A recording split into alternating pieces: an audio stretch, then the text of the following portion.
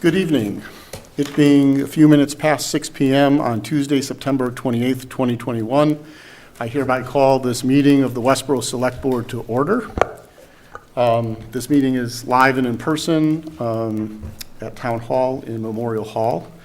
For everyone willing and able, please rise for the Pledge of Allegiance. I pledge allegiance to the flag of the United States of America and to the republic for which it stands, one nation, under God, indivisible, with liberty and justice for all. Okay, the agenda for this evening's meeting is available for those here in person up at the front of the dais. For those watching on Westborough TV, it has been scrolling on the screen prior to the start of this meeting. It's also available on the Select Board's page and on the calendar of the town website. I'll note that Select Board member Johnson is not here yet. He is en route. He's caught in traffic. And as part of his post-COVID return to his office in Boston. Surprised other people. So now that we've convened, the next item on the agenda is open forum. A reminder that open forum is a section of the meeting that allows us to hear resident and public comment, people who want to bring issues to the attention of the board. We ask, I believe all the speakers I'm aware of this evening have been provided the guidelines as far as the duration of their presentation, and just a reminder that the board may or may not respond to your presentation this evening, but would regardless take it under advisement for future consideration. And so we always welcome people to participate, and I will thank in advance those who are coming forward and putting themselves in front of the board and in front of the public. So first on my list for open forum this evening is Mr. Borgland. Is it okay to remove the mask? Yes. Thank you. Yes. And just please always speak or pull the microphones in so that we can hear you, the folks in the back of the room can hear you, and the hundreds of folks watching on Westborough TV. Thank you for the opportunity. My name is Brett Borgland, 50 Summer Street, Westborough, Mass. I'm kind of here as a concerned citizen and obviously a citizen of Westborough. I'd like to start off to read a little story here. I'm going to play it as a third party, and I'm Erica. David Greenwood was, to put it simply, the best. He was a dedicated father to daughters Erica and Jessica, and a loving husband to his wife Denise. Most of all, he was healthy, which is why no one was prepared when he was struck with sudden cardiac arrest after a routine bike ride near his home on June 10th, 2017. Perhaps the least prepared, however, was the first responder on the scene, an officer from the local police department. Sudden cardiac arrest is an electrical problem with the heart. The only way to save somebody from SCA is an automatic external defibrillator. Erica, who was performing CPR on David, assumed the local officer's vehicle would be outfitted with an AED, but it wasn't. By the time the EMTs arrived, with the AED pads, no shockable rhythm was available. He passed. Maybe you're not aware, but there was an incident in Westborough a little over a week ago. And there was a gentleman in my neighborhood who was in the middle of the street. And I started performing CPR. We called, the town was called. Unfortunately, both ambulances were out of town, and the engine crew was out on the other side of town on Flanders Road. So we're waiting for Northborough. First police cruiser arrives in 1 minute. She helped me with my CPR, took the pulse, fantastic. The second cruiser arrives. He also assists. I'm like, okay, where is the AED? It's coming. It's coming. The sergeant's vehicle shows up with an AED. My question is, why aren't all the police vehicles that respond to emergency situations in the town of Westborough outfitted with an AED? Now, I've heard the story that AEDs were purchased, I don't know the amount of years ago, but the police department declined to accept them. They were repurposed to the school system. I don't understand it. Where does the guidelines come in? My understanding now of what I've heard is the sergeant's union has accepted AEDs. The patrolman's union does not. I don't understand that, but that's not me. That's obviously between all of you folks and how that all works in town. I'm just concerned that we as first responders, myself included, are required by state law to be CPR trained, including the AED, for infant, child, and adult. We have to know all those steps. We have to get refreshed every 2 years. It's required by state law.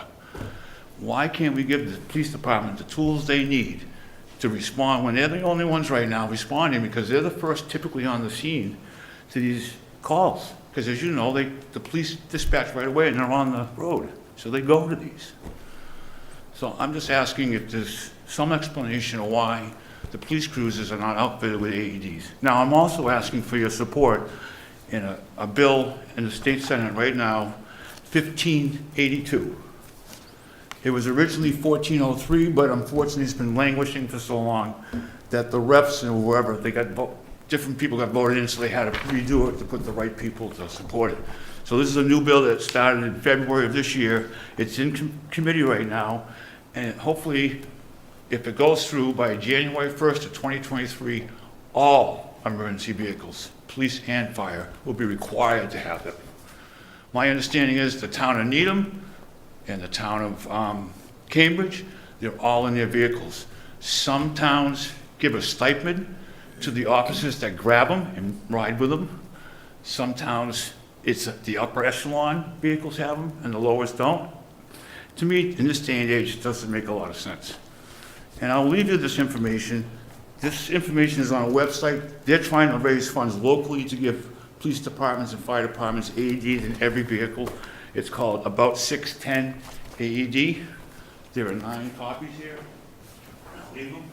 There's also some statistics in there about if you have an AED and you get it within the first 2 to 3 minutes, your life expectancy and to come out of that is greatly increased. 85% of the cardiac arrests are the heart's fluttering and it needs an AED. I'm just asking because I have obviously neighbors that were like, where's the AED? And it finally shows up in the 3rd cruiser.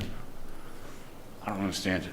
I thank you for listening. Like I said, there's information here for you. Thank you. Thank you very much. Mr. O'Donnell?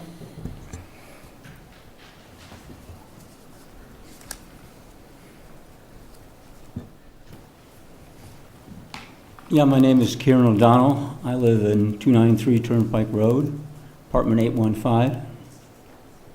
And so I'm not here really to speak for myself. I'm kind of here to speak for Joe Black of Knight of Columbus Council 85 and Steve Budiglieri, who leads up Westborough Residents for Columbus because they're inconvenienced. One is out of state and one is recovering from surgery.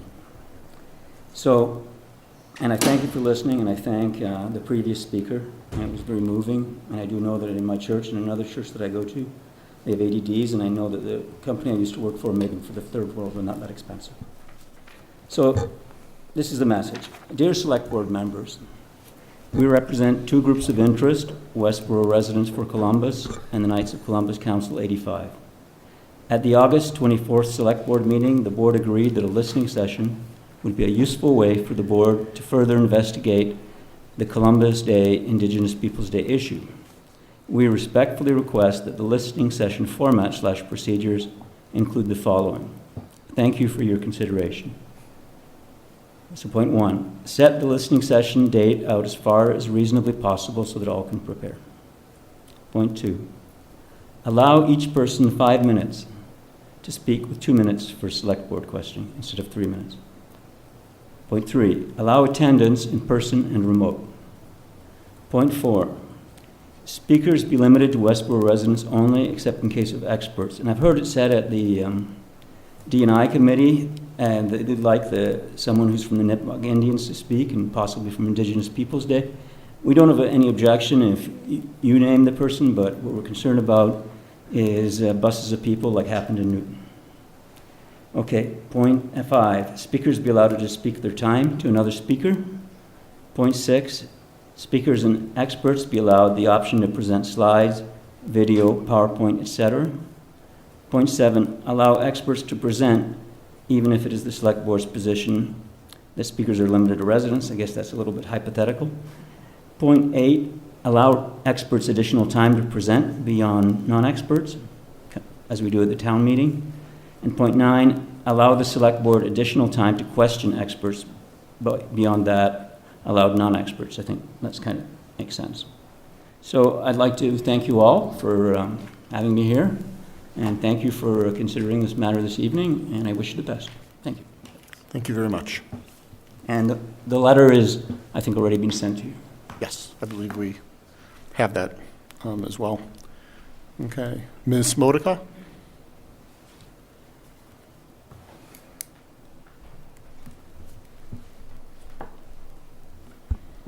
Thank you very much, Mr. Chairman, members of the board.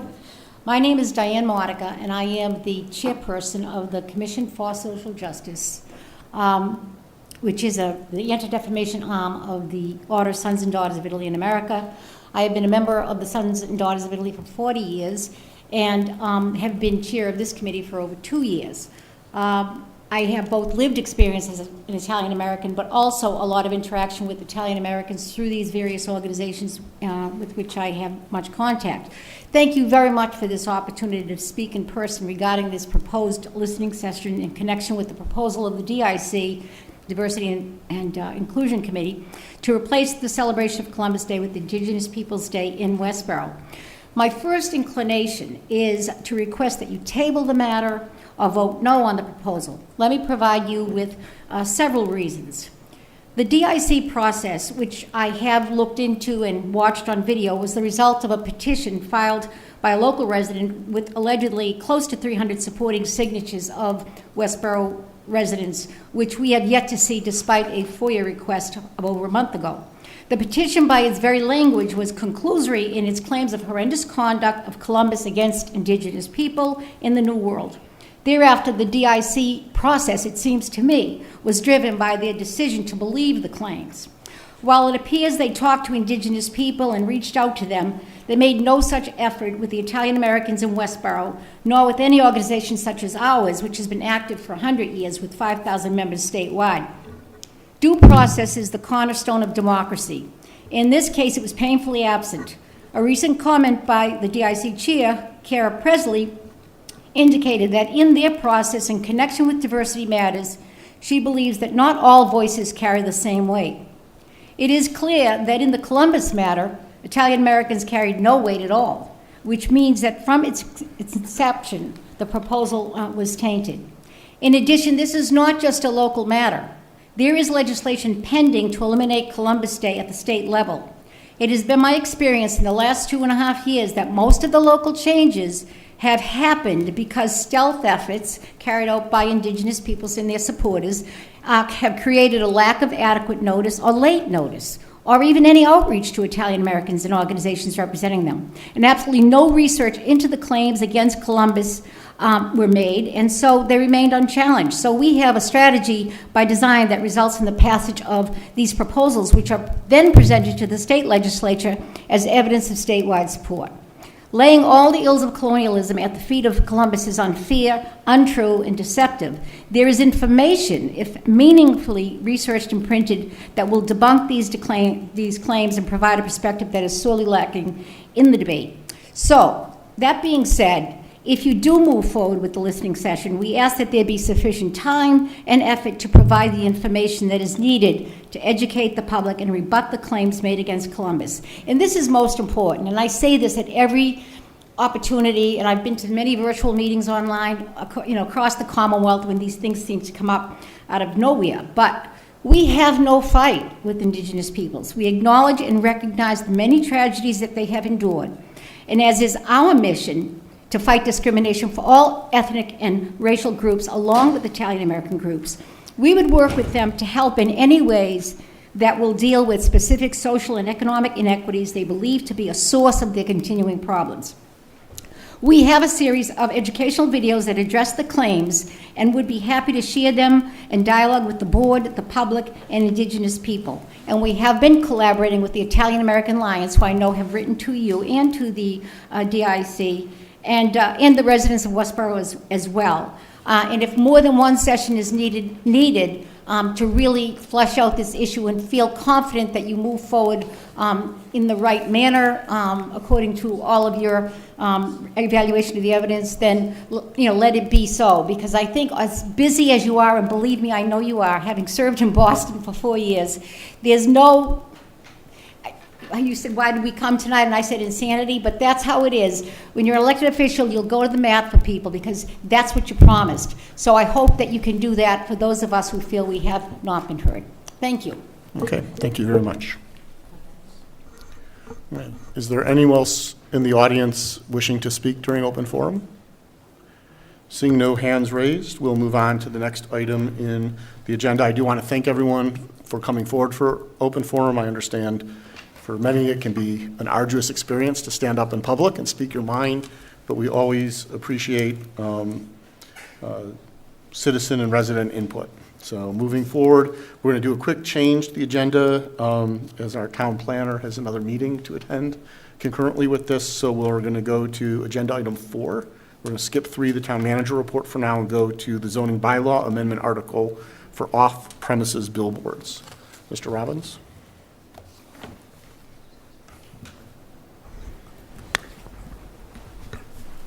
Thank you, Mr. Chairman, members of the board. As you know, at the last select board's meeting, we had a presentation on 2 zoning articles, and we asked if we could come back for the one on digital billboards, so we call it off-premises digital billboards.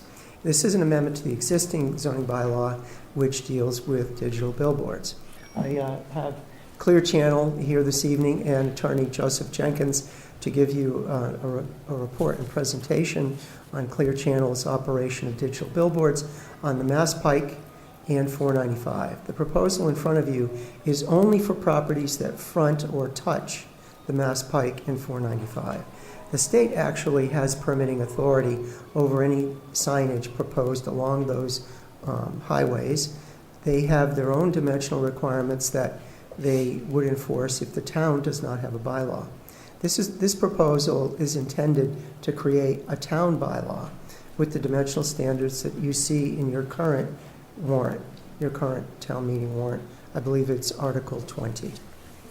And I spoke with the state recently about height standards, so there may be a change in the 90-foot height to 75 feet. The planning board will discuss that this evening. And as you know, we have a public hearing. Unfortunately, our public hearing is the same time as this board meeting. So thank you for taking me in advance. Again, this only deals with properties that touch 495 or the Mass Pike. And as you know, we currently have a sign on the Mass Pike that's on the Cumberland Farms property. That's a digital billboard that is regulated by the state. The Cumberland Farms property did receive a variance from the Zoning Board of Appeals because there was an existing sign on that property that was not digital. It was a static paper billboard, the ones that we're historically familiar with. And the Clear Channel group went to the ZBA to ask if they could activate it digitally, and that was approved. That was the first digital sign and the only digital sign in the town of Westborough on either the Mass Pike or 495. One thing I want to point out to you before this presentation is that the state bylaw states that the signs must be at least 1,000 feet apart. So you can't have multiple signs. You can't even have 2 signs within 1,000 feet of each other. So that limits dramatically the number of properties that would be eligible to host a digital billboard on either of those 2 routes. Also, the intersection of state routes, which includes Route 9 with 495 or 495 with the Mass Pike, also requires 1,000-foot of separation, further diminishing the number of eligible sites in town. So with that said, if you'll allow me, I'd like to turn it over to Joseph Jenkins, attorney for Clear Channel.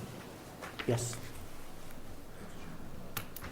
Thank you very much for having us here tonight to present to you and answer any questions you may have. For the record, you could just introduce yourselves. Oh, So we Attorney know who's Joseph who. Jenkins and Mike Morello from Clear Channel. Thank you. I'll give a little background. One thing I'll add to Jim's description of the warrant, that it also restricts, it limits the lots to lots not within 200 feet any lot within 200 feet of a residential property too. So that further limits the possible sites and addresses perhaps the apprehension about having an electronic billboard near a residence. A little bit of background, we began this year, and we worked with not only Jim Robbins, but also Fred Leonardo, and began to fashion a possible warrant for presentation to the town meeting. We've been to the planning board on 2 occasions, and they've recommended many changes, including the inclusion of all the state rules so that there would be no ambiguity about the specifics of any digital billboard that the Board of Selectmen may someday approve. Now, this warrant would allow someone to apply in the future for a digital billboard, but they would have to come before this board in order for the board to weigh the benefits and the risk and the cost. And the benefits to the town at that time could be discussed, and a contract perhaps, I would imagine, would be entered into with the town and the applicant. I think that Mike has brought, actually I know, that he has a presentation about the benefits that I think the town of Medford, it's a 3-minute presentation featuring the town of Medford and their experience with billboard of Clear Channel.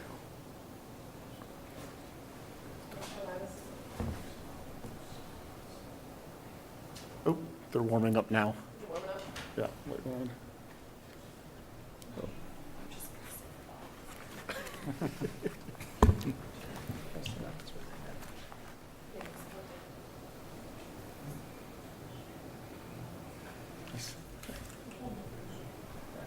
I see the lens on. Welcome. Thanks. Want me to try it?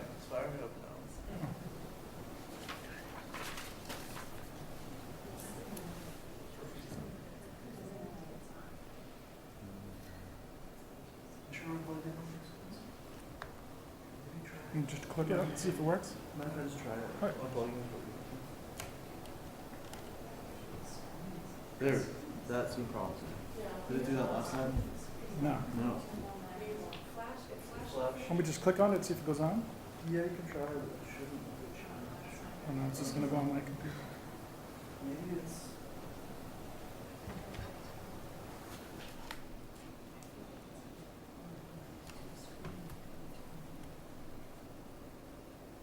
Oh. Maybe we try it over here. That one's laptop. Okay, so let's. And after the present, we have a slideshow also Okay. illustrating benefits.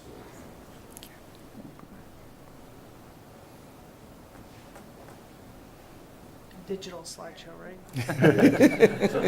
The overhead projector. Do the function F7 to mirror the, Do you mind to if you extend try this? plugging in over here? Oh, I know it's not at the podium, but maybe this connection will work for us.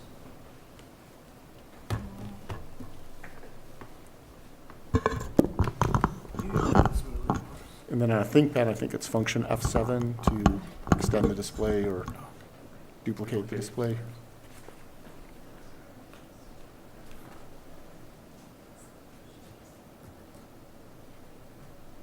Oh, I got the frame lock.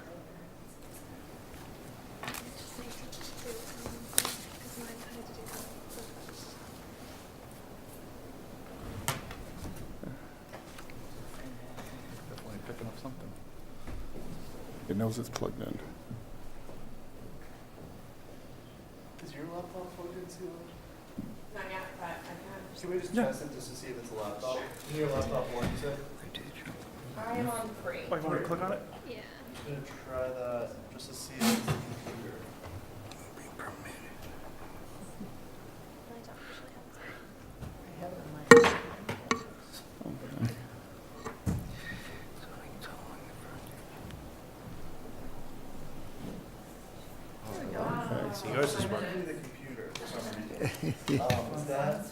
It worked the last time. So, You know what, Mike, I have your, Oh, you have it. email. Yeah, so maybe she can play. There's two links below. One of them's a drone video, which is kind of boring. And then the one under that is the mayor testimony.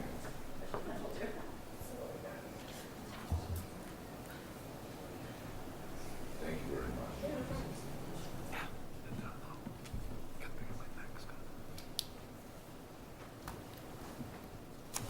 Which one would you like to? It's the link. Four, second, well, you keep going down, two links below, the second one is the one. Dropbox. Yeah, I think that'll be a little more interesting. That's it. okay. Thank you so much. Sorry about that. Turn up the volume. The volume on.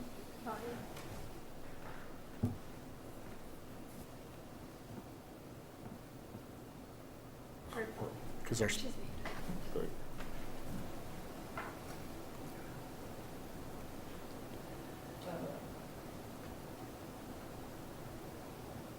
No, it's because the audio is going out the HDMI cable, and our projectors don't have speakers.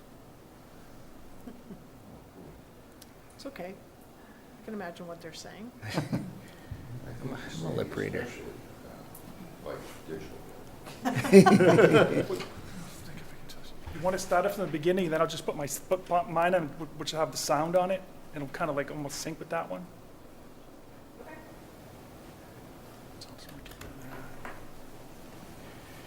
Here we go. We can do this. Just lower the microphone close to your laptop there.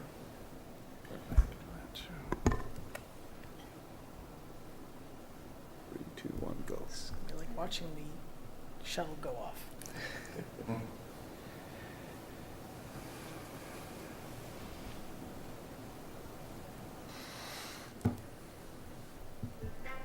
My name is Mike McGlynn. I'm mayor of the city of Medford. Well, Have that's been my- for the last 25 years, and we have had a great relationship with Just move the microphone closer to your laptop. You'll be fine. quality of life in our community. When we were approached by Clear Channel to change from some of our static boards to the electronic boards, we were really excited. Not only did it give us an opportunity to add free advertisement for nonprofits, it also gave us the opportunity to derive some revenue and help offset a lot of the problems that we faced during this recession. My name is Lou Musica. I'm Senior Vice President of Domestic Digital for Clear Channel Outdoor. I oversee all the digital billboard installations in the United States. The current model we use is static advertisement, so there's no motion, there's no video, and there's no animation. Our messages stay static for 10 seconds and then change to another advertiser instantaneously. When you compare a digital billboard to a similar size sign, the amount of lighting is very similar. Our goal here is to make sure that these signs are never too bright for conditions. In the past, billboards were hand-painted. Today, we're simply taking what's similar to a slideshow and placing it up on the sign so we can change that copy instantaneously from a remote location. Law enforcement is a big part of this. So if we have an issue that comes up in the community that we want people to be aware of, within 5 to 10 minutes, the information can be electronically transmitted to that board. You can't get that on a static board. We're all very familiar with Amber Alerts. We're proud to say there have been a large number of children that have either been found or a tip was generated because of a color photograph on a Clear Channel billboard. I'm Charlie Dare from Commonwealth Motors. I've used outdoor advertising for years and years now, but I've got to tell you, with the emergence of digital, it's just incredible. We can instantaneously change things. When manufacturers send us a special in the morning, I can have that up in an hour or two. We've got stuff up for the weekend, and the response is tremendous. I love it. One of the greatest aspects of this is the benefit that all of the nonprofits share in the community. It's educational programs, support for the seniors, support for Little League teams, hockey teams, and if they were not electronic, we couldn't turn them over as quickly as we do to meet everybody's needs for their specific cause. My name is Susan Zucker. I am the president of the Conquer Cancer Coalition of Massachusetts. I'm so proud to say we have about 5,000 Conquer Cancer plates on the road. when people called, majority of them would say, I saw a billboard on the highway, and I knew I wanted to be part of that effort. The colors are amazing, and the light is amazing. I'm so excited when I see it because it just jumps right out at you, and we're so grateful to Clear Channel for all they've done. My name is Ashley Hasiotis. I'm the president of One Mission. Our event, the Kids Cancer Buzz Off, is a really super fun, cool event. We get participants to shave off their hair to help children and the families living with pediatric cancer at the hospital. The first year we had 21 participants, and last year we shaved 450 heads. The gross revenue from that event the first year was $34,000, and last year, 2012, we did just over $600,000.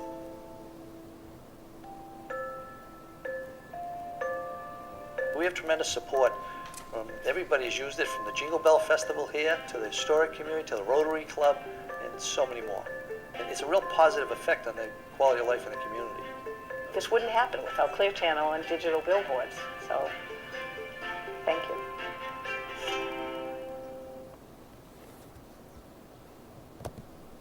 Thank you for your patience. Thank you for patience with us, too. That's one of our presentations. We also have a slideshow. I don't think the slideshow has sound on it, or does it? No. No sound. And that one's up right up above there. Yeah, at the top.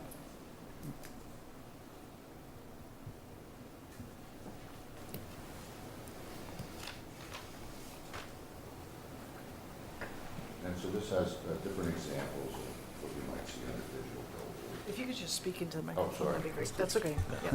Now that we're back, thanks. So this just shows certain examples of what the billboards could be used for, not only for revenue generation for the owner of the billboard, but for the town to communicate as well on either an emergency basis or a regular basis, depending on what the needs of the town are. And typically, the contract between the proponent and the board will indicate the amount of content, and it's pretty generous, as I understand, from different other towns.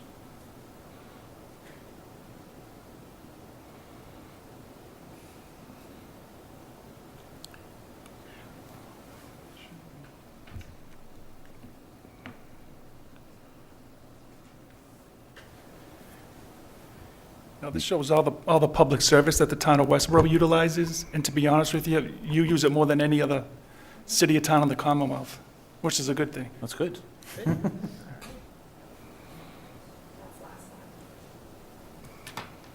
Thank you. We also reached out to some of the neighbors in this area, lots that would be affected, and got some positive response that we've shared with Jim Robbins of the Planning Board before we were there the last occasion.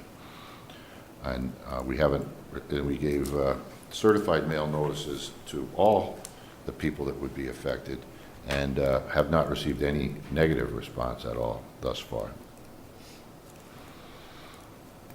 Okay, thank you. Any questions from members of the board?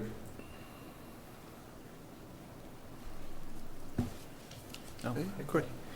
Sean? So, sorry, so each new billboard would be negotiated with the town? Even once this warrant is determined, then we're sort of allowing or putting regulations in terms of the size of the billboards, but each new instance would then be negotiated with the town and the town's use of that and the fee? Correct. This only allows the possibility of an applicant to come to you with a proposal. And it does set forth parameters as to specifications such as height, size, brightness, which are somewhat, I've learned, a little bit universal. And then, of course, there would be fees to the town, annual fees, and also content for the town. And the contract, I think, would spell that out with specificity. And I know that the content, perhaps there's already a good guidance because you already have a contract for a Route 9 electronic billboard where the content is set forth there and evidently used to great effect by the town. Thank you. Okay. Do we know offhand, under the current contract, is it 1 in 5 billboard displays as PSA, public service announcement, or is it? Certain amount of hours per month, okay. If I may, it's currently 5 hours per side on each billboard, so we have 4 faces, so it's 20 hours per month. Okay, And there's also a mitigation fee we pay annually to the town. okay, all right, thank you. Patrick? I do have a couple questions. So, having attended the planning board meetings, thank you for presenting to them and certainly coming in tonight as well. I guess just a couple of questions.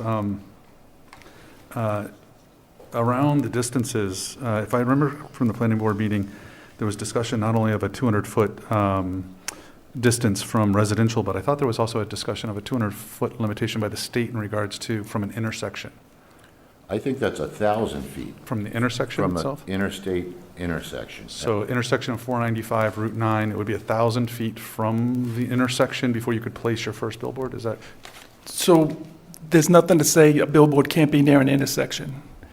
If the population of a town has more than 50,000, there's no rule stating that. But if it's under 50,000, you can't be within 500 feet of an on or off ramp. Okay, 500 feet. And the distance we're talking about from, the way this is written, I believe it's both the 495 corridor between Route 9 and Mass Pike, but also the portion of Westborough that also, where the Mass Pike comes through Westborough. Is that entire section part of what you're looking to have this zoning exception or this rezone for? Is that entire length of? There is we did have a map, and it shows the various lot. And effectively, there's really, I'd have to do the math, but it's possible, if you take all the rules into account, there can really only be one more billboard. But I haven't done all that math, but it seems to be that between the 200-foot rule from the residences, the rule measuring from the intersections, someone smarter than me would have to figure that out for sure, but the way this is written, there's not going to be a proliferation of billboards. Yeah, my concern is this. We have, I haven't measured it. I'm sure we could get a GIS map and take a look at what it is, but when you go from Route 9 down to the Mass Pike, I think that's got to be around a mile, I'm imagining, somewhere in there, which is, or a couple thousand feet. You deduct your 200 feet from each intersection. In theory, there are no residences on the southbound side of that road. I don't even know if there's any on the northbound side of the road. My question would be, could you not have more than one billboard along that route if this zone happened? They have to be 1,000 feet apart. Right, but a mile is well over 3,000 feet, so in Right, theory, sorry. you get 3 billboards on one side.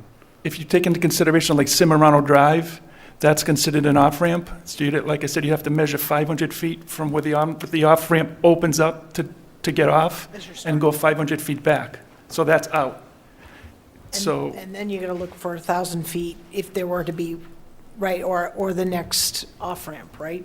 Off-ramp or on-ramp. Yes. And this would be in the context of the redesign of the intersection. I believe the entire northbound length would be considered an on-ramp, off-ramp, because they're adding a merge lane that goes the entire length from 90 west to 495 north, will go all the way up to Route 9. So depending on how, in theory, depending on when these two things occur, right? Could you get grandfathered in before that ramp system? And I know that that's still being worked on, so when would that, and in theory, right, you could have a sign right here, and then 1,001 foot away, have another billboard. So, sorry to interrupt you again. Sure, go ahead. So what the state does is they're very skittish if they know there's going to be a future on or off ramp, say within the next year or two. They're really skittish about approving a location, even if it was approved by the local municipality, because they know that's coming up. And also, you have to be within 500 feet of 2 commercial businesses. So that's another rule with the state. So I know there's a lot of businesses on 495, but there are some that someone might want to put a billboard that's right against the highway and there's no tree issue, but there's not like 2 commercial businesses. So that's another hoop you have to go through with the state. I would like to mention also, all the yellow parcels with the red stripe are not eligible. Wetlands. Only the solid yellows are eligible to host an electronic billboard under this proposal. And if you look at the Mass Pike with the Cumberland Farm sign, if you go 1,000 feet north and south, east and west from that sign, I'm like 99% sure nobody can get a billboard on the Pike.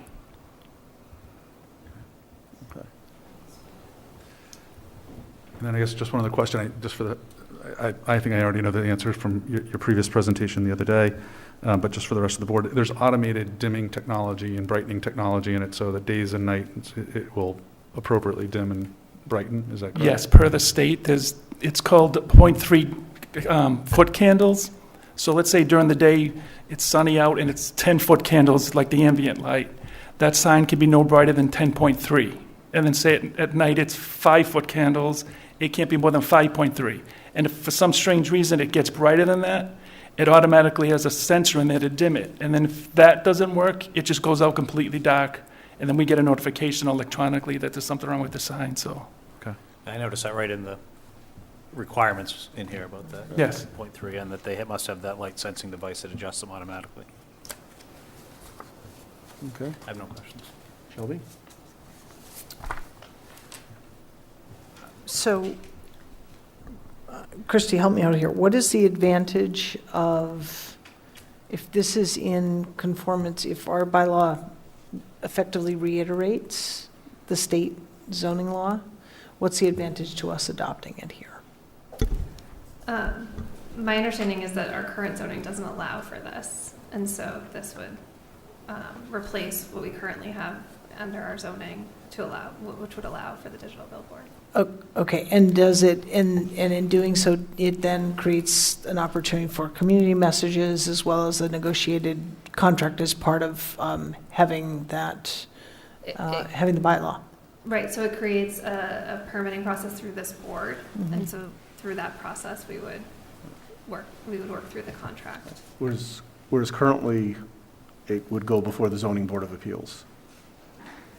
They could ask,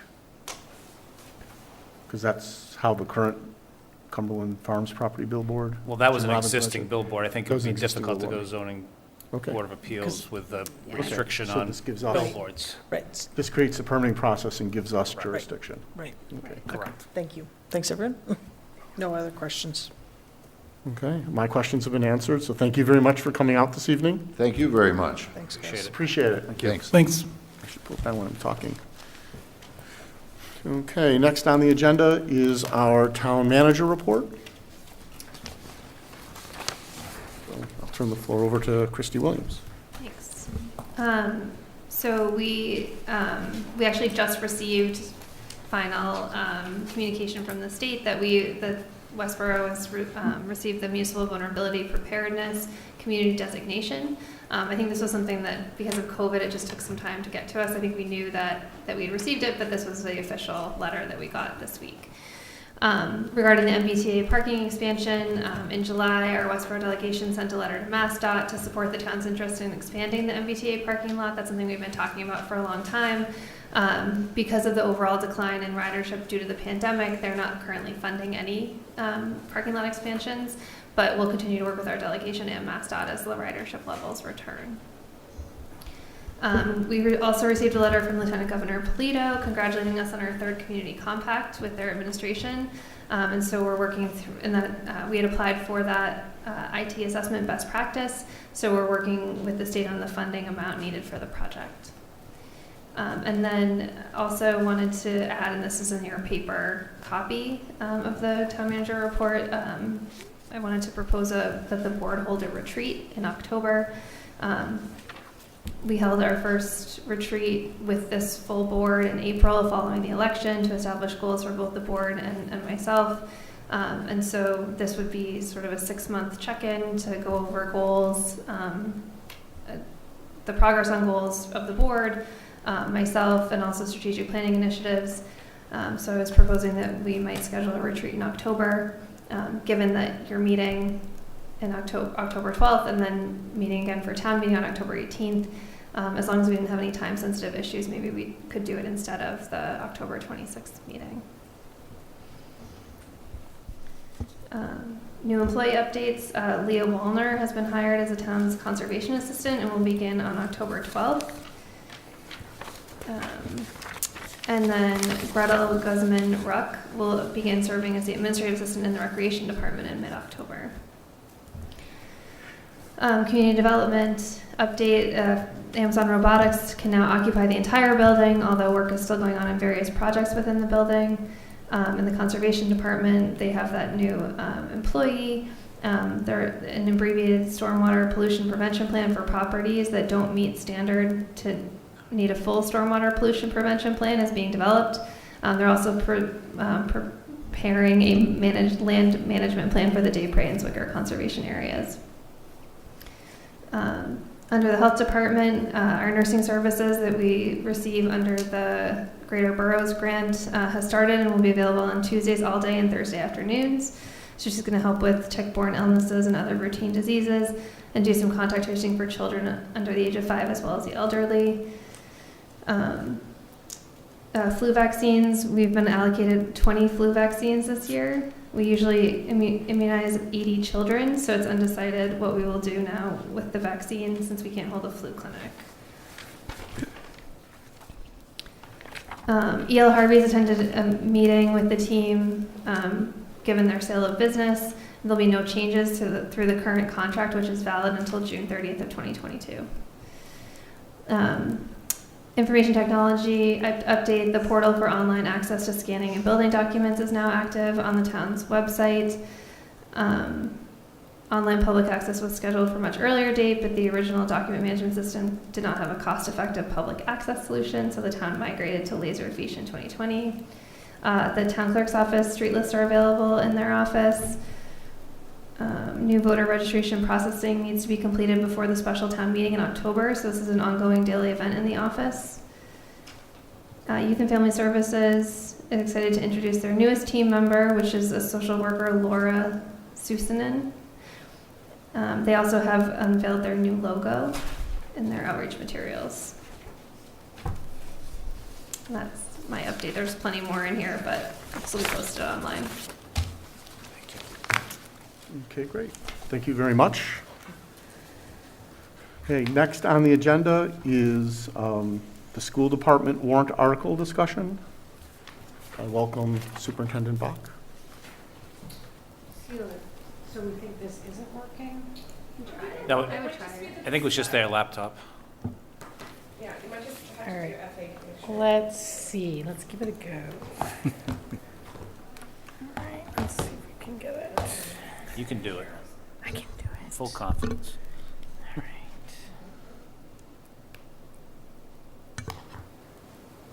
All right, let's see.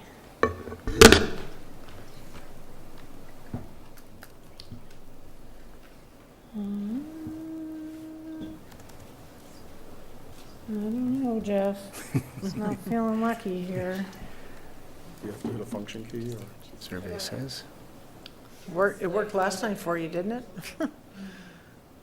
It worked last night, right? Yeah, I mean, Yeah. I was just, I was gonna say. yeah, I don't know what's going on with it. It was working before. Do you want me to move over to the other one? What do you want to do? We could try this one. I don't know. Well, the only one we know works is Sela's. Sheila can do my presentation. No, let me just check. Let's try this one.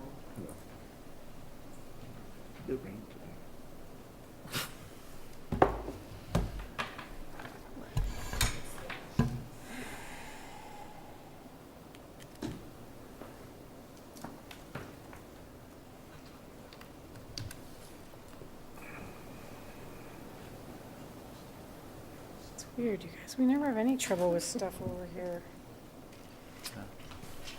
Bots.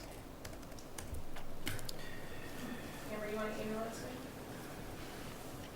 Yeah. It's going to be Google, though. Oh my God. Hold on. Seriously.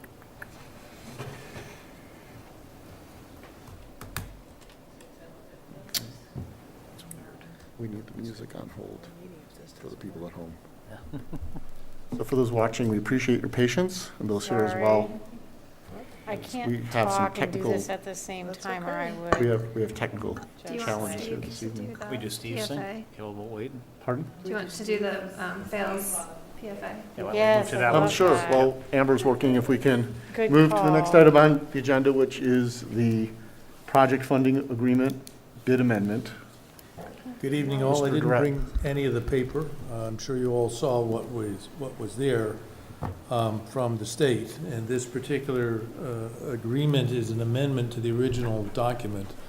The bottom line totals are all the same. What actually happened here is because our original study, the earlier study, came in at less money than was originally authorized by the MSBA, that in fact, but the difference then got moved in this new document from where it was, and they reduced it to the original total of the study, the actual total of the study, and they transferred the difference into the contingency. So everything is the same in terms of dollars that are committed from the state as well as the dollars that the town will have to pay, but that they in effect gave us a larger contingency as a result of that transfer. So what this is now is a formal acknowledgement of that change. Because that's a spreadsheet, they honor everything that's in it, and therefore that's the reason why we have to do what's before you. So my understanding is that the Board of Selectmen, by vote, would authorize this change in the document, and then the rest of us will sign the parallel agreement. Like I said, I didn't bring a copy with it, but I think if the Board of Selectmen votes to approve the document, then we can present whoever is authorized to sign on behalf of the Board of Selectmen at a future time. So it's pro forma, but it's important because it gave us more money to work with. Okay. Any questions from the board? Which we need. Yes, which we need. Okay. No questions? I'll entertain the motion. So I'll make a motion for the board to authorize signing of the PFA bid amendment between the town of Westborough and the Massachusetts School Building Authority for the Annie E. Fields Elementary Schools, and further authorize the chair to execute all required documents. Second that? Okay, moved and seconded. Any final discussion or comments? Seeing none, we'll vote. All in favor? It's a passed 5-0, 5 being present. Thank you would you very like to much. hear the good news? Pardon? Would you like to hear the good news? The good news is that we are on budget and we will come in at the amount that was authorized by the town. It was looking pretty bad during the summer as different things were happening. We still have contingency left, although it goes very quickly, and therefore the vote that you just made adds a little more money into the kitty to take care of other problems that we have had throughout. Shelby knows throughout this project that in fact we had to, in effect, redesign the type and quality of equipment and materials that went into the school to basically bring it back from the original bid of 65 million down to the 54 and change amount. But I think what you'll be able to see when we open is where all your money went, and it's really a great school. Lastly, the timeline, as you know, we changed from a stupid deadline of sometime in September, which in order to meet it was going to cost the town an additional $200,000 over the authorized contracts for these guys. And so we asked to relax the schedule so that we wouldn't have to pay for that forced overtime.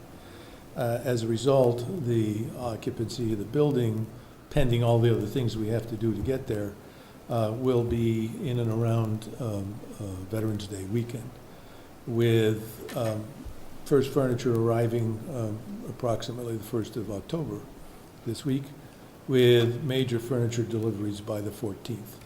And so things are rolling, and to the point where I'm excited, and I couldn't be up until now, so thanks a lot. Thank you. It's great news. And Very good news. thank you to the work of the pre-K through 3 school building committee for another significant project that's been well managed and That's is proceeding well. That's a great team, I have to say. So now we will discuss All right. the warrant article on the budget adjustment. for Thank the you. school So department. I can see that time-wise, I will try to keep it succinct and work off of your questions. We're here before you to seek your approval as we head towards the fall town meeting for warrant Article 4. It requests an increase to the fiscal year approved school department budget of $120,000 to fund the additional 2 FTEs requested due to enrollment need and workload need, and I'll spend some time discussing both of those. The 2 positions are an additional payroll support staff member, and the other position is for an increase in students requiring English language learning that we've received, and I'll highlight those numbers to you, and they are currently here and requiring service. So I'll do the business office one first. Before we do that, I think it's important to just give you kind of an overview of the business office quickly. If you watched AFC, you had a chance to, this will feel familiar, so I could change it up to keep it entertaining, but I'll just go faster. How about that? The business office is composed of 5 very hardworking people who are talented and committed. They managed to move a $59 million budget roughly annually through all of our vendors, service delivery, salary payments, contracts, building projects. They touch every penny, and they're pretty amazing. We currently serve 746 employees across 7 contracts, which have layers of complexity that are part of negotiations, all the various, if you work and your attendance is great, and you're one of our cafeteria workers, after so many consecutive days, you get 1 additional hour pay. Like, their contracts are complex and layered through small targeted benefits that exist for longevity and other types of service that indicate high performance and commitment to the district. However, it does make running payroll very complex across all the variability of the paychecks that require a lot of additional touching in order to get ready to run payroll. We also run, as an example, over 215 stipended clubs and coaching, all of which require hiring, management, and payment that changes 3 times a year against the transition of seasons. That's not included in the 746 I note to you. We also then layer in over 100 leadership stipends, department heads, team leaders, all small additional stipended benefits for additional work, all which have to get layered into payroll. So our payroll is not a typical business payroll where it's a fairly standardized. Municipal payrolls, inclusive of this side of municipality as well, Christie's side, are just more complex contracts in many examples. For us, payroll requires a lot of attention and focus. So as we look at that, I think it's just an important piece for you to have an overview before we go into the request for the increase. So you see an executive summary from our new Director of Finance, David Gordon. He's not able to be here tonight. I'm speaking on his behalf. Daniel attended with me last night. I'm now covering both of their points, so if I mess up, I'll just blame them. And I might, if I don't know a detail on either one of these 2, come back to you with an email in the next day. I think I should be able to answer the majority of your questions. Those 5 staff members heavily interface with human resources. 3 years ago, we were finally able to add a director of human resources. So over the last 3 years, we've been doing an internal assessment of these 2 departments, moving workflow around, assessing our needs, and really strategically planning forward how to leverage the work across our offices to make sure we could maximize our opportunities. At this juncture, the continued project workload, the general historical evidence of just the number of errors we're calculating, and the workflow overages clearly indicate that we need to add a position. I think that David's arrival and his assessment, as well as I think just the number of errors we have to manage because we've doled the work out across so many people, has kind of gone beyond its capacity at this point. If you go to the next slide. So you see the basic layout. You have the Director of Finance, you have the Assistant Director, who carries larger projects. That's Paige Thomas, she was our payroll coordinator for many, many years. And until Paige moved into this position, we hired a new payroll coordinator. We never even had anyone cross-trained to do payroll. So there's just things there in the office that we really needed to improve. There's then a billing specialist and accounts payable. Again, they move everything across all our vendors and all of our payments. So in looking at the distribution of effort, they presented for us two kind of assessments. One being a rough estimate of number of days that different project lenses, pieces of projects take for them, and then kind of a percentage of effort. I think the important pieces for you to note as you look at this is that the blue around the MTRA, which is our retirement, alignment, and completion of tasks, is currently backlogged and behind by several months, which causes all sorts of complexities for people trying to head into retirement and get their paperwork completed. And the areas in red, we currently dole out across other departments and share that work so that they can then accomplish the majority of their other tasks. The one estimates number of days. I mean, payroll really takes about 12 days out of the month. Medicaid, about a day. I mean, we know Medicaid, we've talked about before, we're seeing over $100,000 of additional return to the town that we're not able to actualize right now because we're not getting the amount of time against the Medicaid payments, collections, and reminders that we need. We'd like to see a better return to that, to the town. That comes directly to the town. And typically we've averaged about 130,000. It's been as low as 30 currently. We'd really like to push that revenue back up. We just don't have the time to attend to it. You see the transition of the range of other services. I'll come back to these as we answer questions. I'm just going to keep moving and then work off of your questions. So what we would be looking to do would basically be adding the payroll specialist. And then we would reconfigure the billing coordinator to pick up capacity. And that would become an HR generalist and fiscal coordinator for payroll and other business office functions. And right now, I think we have a huge overlap around areas of HR and billing that would be centralized with that person. I think it should clean up some of our error rates and pick up some of our rollover to retirement more effectively with the MTRA. If you go to the next, and if you look at this slide, no, this is good, thank you.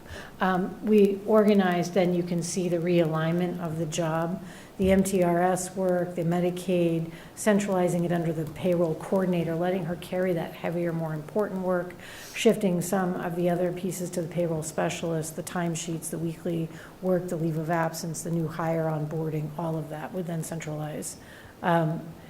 We just see a streamline. This is like planning we've been talking about and just have had on freeze during the last 2 years with COVID and looking at just trying to make other internal adjustments to manage this. I think shifting now with David's arrival and currently in 2 weeks, the arrival of a new HR director, we get an opportunity to leverage this, stabilize the office, and improve service and delivery, both to the work we share with the town and need to push to them. I think Leah's been articulate that she believes that we've kind of outstrapped our capacity for one person to manage payroll effectively. She and Linda are amazingly supportive and good colleagues and work very well with us. But I think there's just a lot of complexity, the part that comes from us that pushes across the street. So that's a much tighter synopsis than I did at FinCom, and I would be able to open it up to discussion with you and answer your questions about the position. Any questions from members of the select board? John? Yeah, so I'll start. Hopefully it will, I'm sure you guys have some questions. Thank you, Amber. Could you, I see some things, and I know AFC asked this, so this is not my own brilliant question. I think Andrew asked this yesterday, but has David looked at opportunities for better automation? So I see things like weekly timesheets. I think paper errors.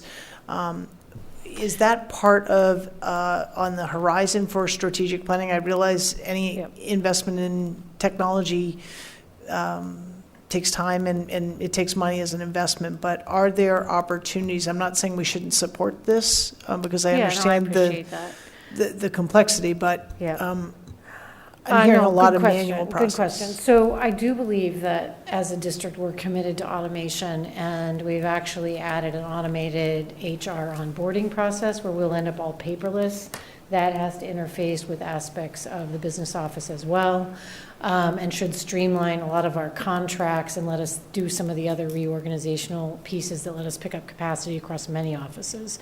And so currently all contracts would then be completed online through the onboarding process, which would lift contract work off of my assistant and allow her to do more communications work in district, as an example.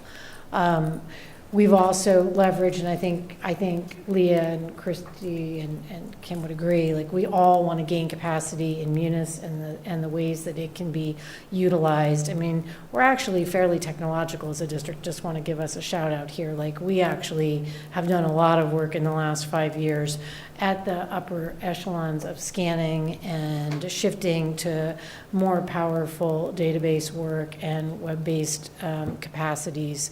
I think that it does take time, and you tend to find a first tier of use, and then you need to like learn that next tier. That's kind of where I feel like are with Munis. This will be the last round where we do salary calculations outside of Munis and then import them for budget projections, and Dave and I are currently working on that. We tabled that with Irene's transition. So all of those things will continue to happen, definitely. So I think you'll see ongoing improvement, and that can diminish errors, but you still need human contact on these things to make sure that you're cross-referencing for reasonability and running, multiple reports to make sure you're picking up errors. It becomes a different type of focus in auditing and what have you. Definitely. What is other than having a backlog, because I don't understand the submission requirements, not asking you to go into detail, what is the advantage to addressing the backlog? Like what is the advantage to the town, to the employees? Is it holding up processing? I mean, people are still retiring, so it's not holding that up. But I don't want to be outside of my lane here. So, I think that whenever you get backlogged with major systems like retirement, it also creates issues on the town side in some cases, but it's mostly on our side, and you can't be 6 months in the hole on rolling people's retirement paperwork. I mean, you need to be able to do that in a timely fashion and clear that, or you get other problems where you have to go back and make other corrections in ending pay, what they're doing with their retirement planning. So for us, this is a pressure for us that is invisible kind of to a certain amount, but it's an internal issue that's substantial around a service delivery of the business office that we're supposed to fulfill. So it's not okay to wait 4 months or 5 months for your retirement paperwork to be organized for you to transition. So part of this is being a good employer. Yes, it has to do with us being a good employer, okay. yes. Okay. Yes, Thank definitely. You. That's all for now. Yeah. Thank It doesn't create, it's not an error-based issue. No, I understand. I just wanted But to... they do come after us. They do. I mean, we're under a lot of pressure from their side to get this work done, and the retirees, but MTRS expects a level of performance from us that we need to provide. So actually, I do have I just want to confirm. So the $120,000 that's being asked to raise and appropriate is a full year for both positions? Yeah, they're both full-time. Well, I mean, again, their years are different. I mean, calendar year, the payroll person is year-round employee. Teachers are 10-month, 11-month. Right, no, but I mean, the total full amount. FTE. Full FTE and Yes. both benefited positions. Yes, if they take them. Yeah. I mean, but Is yes. that your question? Yes. Oh, okay. But the amount that you're asking for is only for a portion of the year. Yes. Okay. Is So that right? Because you would. Yes, Yeah. of course, Yeah. yes, yeah. So next year, full budget. Full budget. Sorry, Jeff, it would Similar be to what we've done with with police other and positions, yeah. Right. So the English learner, if I could say it, the ELL position would be $64,000 annually. Yes. Thank you. Well, and then they step lane Well, and yeah, move. no, But yes, start- annually, yes, to Right. answer your question, not to get overly Okay. complicated. Well, we got I mean, that. I think it's Right? important, we No. always try to be transparent and fully acknowledge, like, you hire someone and then they start moving, so. Wait, you know, so, it's- no, I'm No. sorry. Well, I think, So the FY '22 fiscal year started July 1st. Right, So so. this would, I assume that this is calculated to start maybe November 1st. Well, so two things, which is we posted for the payroll position pending approval at town meeting. So let's say we were to then move as quickly as possible. If we get approval at town meeting, that person would be onboarded by the end of October or November 1, and it would be, their salary would be prorated again. Yeah, so the 56,000 would be prorated against the November 1st start. so I guess to my question, Chris, you're probably in the same place, is do we need the 120, or is it the prorated portion of the 64 and 56? So I guess the question is, are those numbers already prorated, or is that what No, the that's- annual impact? That is the actual salary that we posted at, so it's not prorated against their start. Okay. I mean, So I would suggest that what we've done in the past is when we ask for in terms of funding would be the prorated yeah. portion of that, which would be slightly less. I That's think what- that's what your question, yeah. Yes. I'm glad my confusion is warranted. Sorry, no, Okay, no, no, that's no. okay. Okay, so, but the positions, the annual salary for the ELL position is 64, and the office support payroll clerical is 56 Yes. annually. The Yes. amount we actually would need to raise and appropriate will be different because it's prorated. Yes. That would be my thinking. No, Christie is, No, sorry, I was, It would be roughly 2/3 of what's presented if you hired both positions. Okay. November 1. Because we're 4 months, July, August, September, October, that's 1/3 of the year. So it would be prorated down by 1/3. Well, they're September 1, I mean, our employee, oh, yeah, go ahead, never mind. Okay. Just something to look at, I think. Right, just- so- Right, so, right, so the teaching position would be prorated. Is it typical to No. write the article? You prorate you still prorate what you ask for, it's fine, I get what they're saying.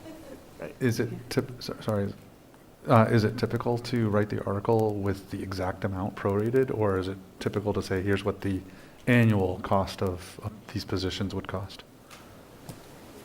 recently, when we added positions, we just make the request for what's needed for the remainder of the fiscal year. End of the year, okay. Because again, if you, Yeah, no, I understand.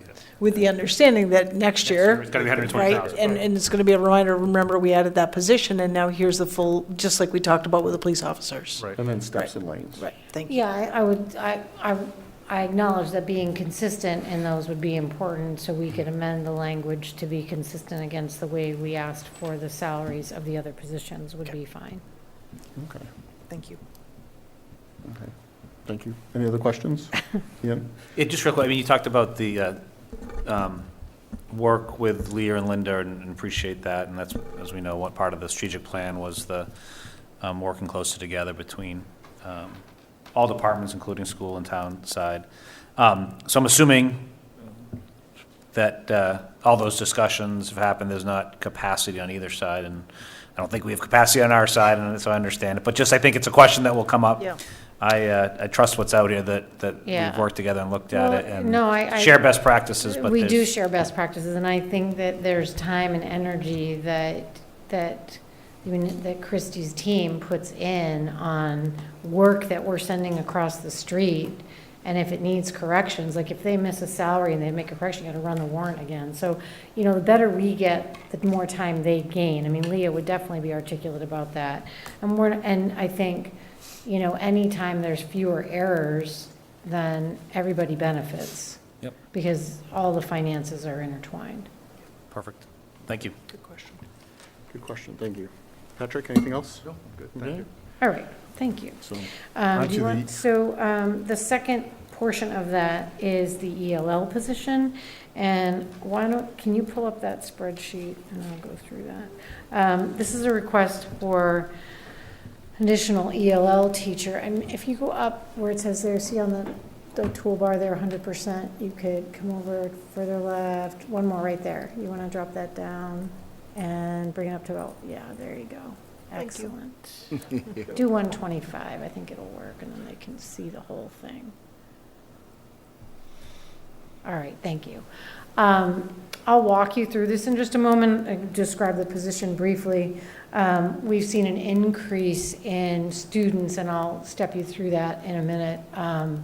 And typically you see this where we would get additional complexity with potentially, say, a special education student who requires service, and we would need to add a service delivery person. You sometimes don't see that in the operational transition like this, because typically over the years we've held the 100,000 of the circuit breaker money aside outside of the calculation of the report, so we pick those up in that 100,000, either an increase in tuitions for outplacements that are unanticipated, or the need to, say, hire a para to work with a student one-to-one, or to add like a 0.2 to a teacher. So historically, if you think about, you see this variability sometimes where students that require specialized kinds of supports will arrive in district and hit us at a time where they might out-tap the capacity that's built in to take in more students before you would need additional staffing.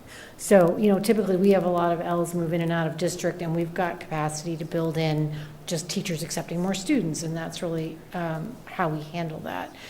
We're here before you for this position because in the last year, and actually, Celia, do you want to click, sorry to bother you, on that L growth? See that second tab there? Just click that. So I think the salient point here is that in grades 4 to 12, we've seen an increase of 38 students between June 19 and September 21 across the trajectory of the pandemic stage and the work with these students. This increase hits us at the most complex range of programming for students, because when you have students that arrive with little English or interrupted schooling, you have them pushed into heavy content areas here. So K to 3, we've had stable FTE now for multiple years, because you can cluster Ls and they grow quickly in terms of their language skills and rotate out and become independent. When you get new students, 38 new students in this stretch of grade level, they all have schedules that are different, they all have course loads that are different, and then they all have diverse English needs that are much more intense as you're trying to maintain their content growth and access to their high-level middle school, high school education, while you're also onboarding their language skills. So we had typically, across the last several years, had a smaller impact at this level, and we had been sharing staffing between Mill Pond and the high school. Gibbons has kind of like got a stable set of staffing, and it's been working for us without an increase, but we had shared staffing back and forth between Mill Pond and the high school. So this growth in the 38 is in that area, and we couldn't build the schedules. We just couldn't make it work. So we hired an additional L teacher and placed them on one of the ELL grants. That's more typically a grant that we use to run all of our summer programming that would be coming up in spring and into summer, and PD and other types of things off that grant. This is a proposal brought before you because it's basically an operational budget cost due to enrollment change. So that's the reasoning kind of for the request. If you look at the data table again, other way, sorry, back to the data table there. You're good. You're doing a great job. You should follow me around all the time. So we always try to give you. I know. If you want to scroll up a little bit, or scroll down a little, there you go. Just to highlight for you, so this is the sampling of our comparative schools. You can see at the bottom, the right there, the 20.5 is the average of the per pupil ratio across those districts. So it's interesting. Westborough, we have other than Hudson, which is interesting. I was surprised by this data. They have 12.8% L population of 309 Ls, but they're a smaller district. We have the highest percentage of Ls at 11.4%, 436 students. And we currently have 18 ELL teachers that service all of those students across a gigantic variety of amazing needs and capacities. This shows the increase to the 19th teacher, which would put us at 23% for our per pupil ratio. So we're kind of smack in the middle there. For interest, as we head into budget season, you can see currently the average per pupil expenditure is 17,000. We remain slightly under it, and you can see across the range of districts where we're comparable, what things are costing. If you scroll to the top there, just to pick up the data, there you go. This is a conglomeration of two pieces of data for people that are data wonks. It's really data from the DESE website where they make a lot of this available, but it's usually a year behind, so these aren't our most current numbers. And then the numbers in that section there of the orange highlighted, we were calling schools and we got kind of like their current check, so the staffing is accurate. So, again, I think I want to illustrate that, we have an incredibly vibrant student population that has created a high-performing district. The students are part of that chemistry and make us the great district we are. I want to give a shout out to the L teachers. We have a very high success rate of moving kids through language acquisition and out to being high-performing and embedded in their school experience successfully, which I think is rare in a lot of districts. They're a very strong team, over 30 plus languages. It's kind of a crazy machine when you think about it. I'm amazingly proud of them, and I hope we can get your support for this position. Okay, Ian? Yeah, I just want to clarify, it goes back to the prior discussion we had. So if I heard correctly, this is one that you've actually hired this position because you needed it. You're using grant money. This is looking to basically Put into the replenish operational whatever. budget, So right. I guess of this one, I would assume this one would actually go for the full salary amount because they basically have I been would there. wanna You need reimburse to the grant, reimburse yeah. that Yeah. grant money is how I would look Just at it. I because don't our know. summer programming recovery I would like to fully expend that towards those types of things. I think it's reasonable, given that grant's a small grant. And right now, we just did what we had to do until we could come before fall Yep. town meeting. No, that makes sense. I just wanted to clarify from the discussion we had earlier, so. Okay. Patrick? Sean, you have a question? Oh, no, I'll wait. You good? Yeah, just quickly, I know, the whole school budget process, right? I mean, we just started it a couple weeks ago for next year, right? So you're trying to predict a year in advance what you're going to need, and this is clearly a significant difference from the expectation. Only been on the select board a little while, but a long time on the AFC. I don't know that I remember the last time you felt you needed to come before a fall town meeting for a budget adjustment, so I appreciate that. That's kind of you to remember, actually never. So in my time, this is the first time. Yeah, so, I can, because of that, I know it took a lot for you to, Yeah, this I was don't like to important, hang so. staffing because it feels like personal people to me, and we all feel that way when we make staffing requests. I'm sure, over here they feel similarly. We all understand the need to keep our fiscal work tight, but we also aren't looking to break people. So, Yeah. this did take work to bring forward. Thank you. No, but certainly looks necessary, thank you. Yeah, question, if we can get this spreadsheet, that would be great. Yeah, Thank after you. this, I'm going to drop that in as a slide, and I'll put it in the other presentation, Perfect. and I'll send it to you in AFC. I figured I'd wait until after I did both. Great. First question is just the increase in 38 students. These aren't necessarily, I want to be clear, they're not necessarily new to the district, but or are they? They're new. They are new? Yeah. Okay, thank you. And I'll give you an interesting data point. We enrolled 557 students since the close of school. That's how busy it is. 557 students have been enrolled in district.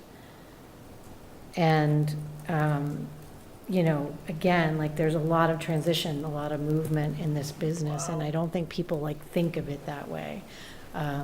We've added 110 position heard that. changes. So 93 people had to be off-boarded and on-boarded between the end of school in August and the start of the school year. So the complexity of education, what it is operationally, is just a constant moving, churning kind of people industry. So I was shocked when I saw the number. I mean, we register up at Forbes, so I see them all. And I'm like, it feels like a lot, but then I was like, it was a lot. That's a lot of people to come and go.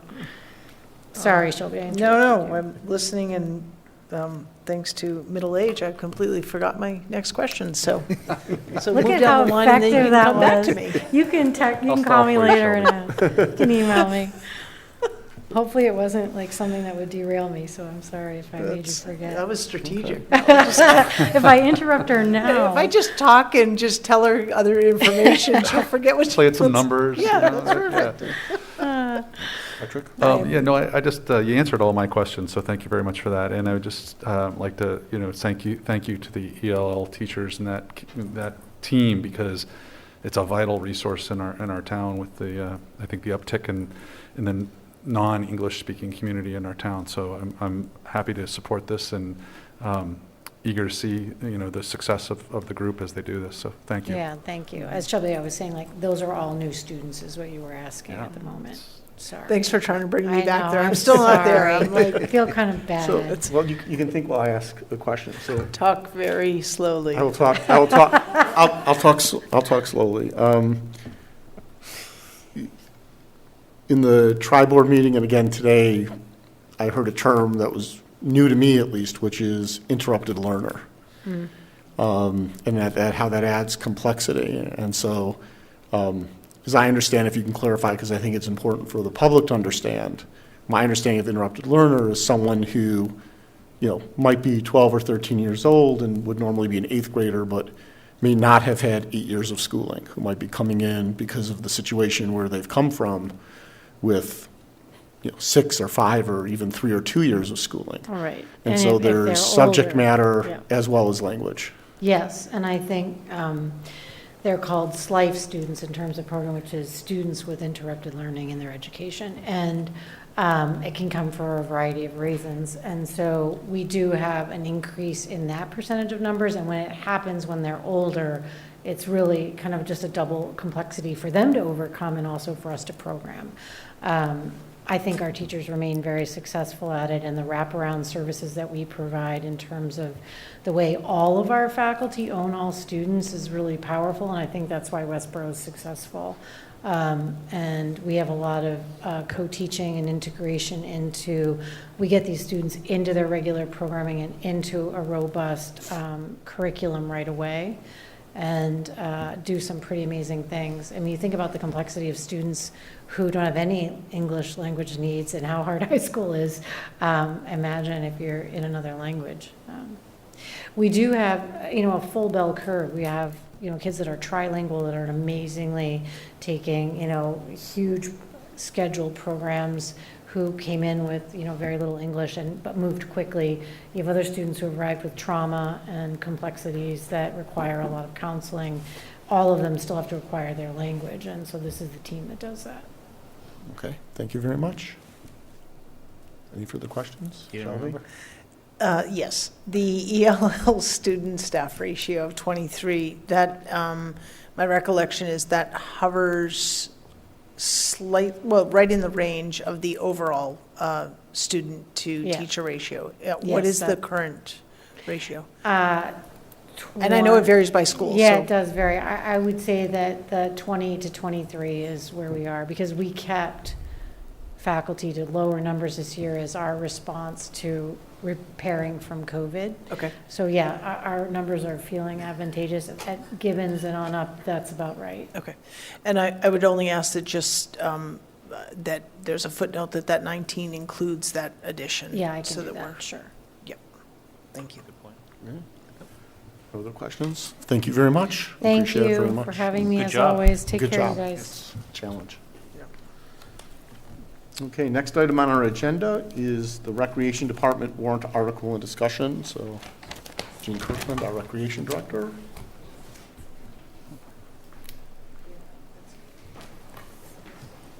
Hi, everyone. Jen Kirkland, Recreation Director, and I brought with me our new golf manager. This is Matt Griffith. I don't know if he's met all of you ever. So he's here. I don't know, Matt, if you just want to say hi quickly. Hello. Pleasure to meet everybody. I'm sure I'll see more of you over the summer. He's been great, so I will certainly let him talk if we go down a very technical golf road, because he is definitely the expert there. So I guess we'll just start. We'll go through the articles, and if you have questions, I'll be happy to answer them. I'll start with the credit card fee article, which I believe is Article 11. We're asking, was it 11? I don't have the warrant. 10. 10. I knew it was in that range. It's changed probably. Yeah.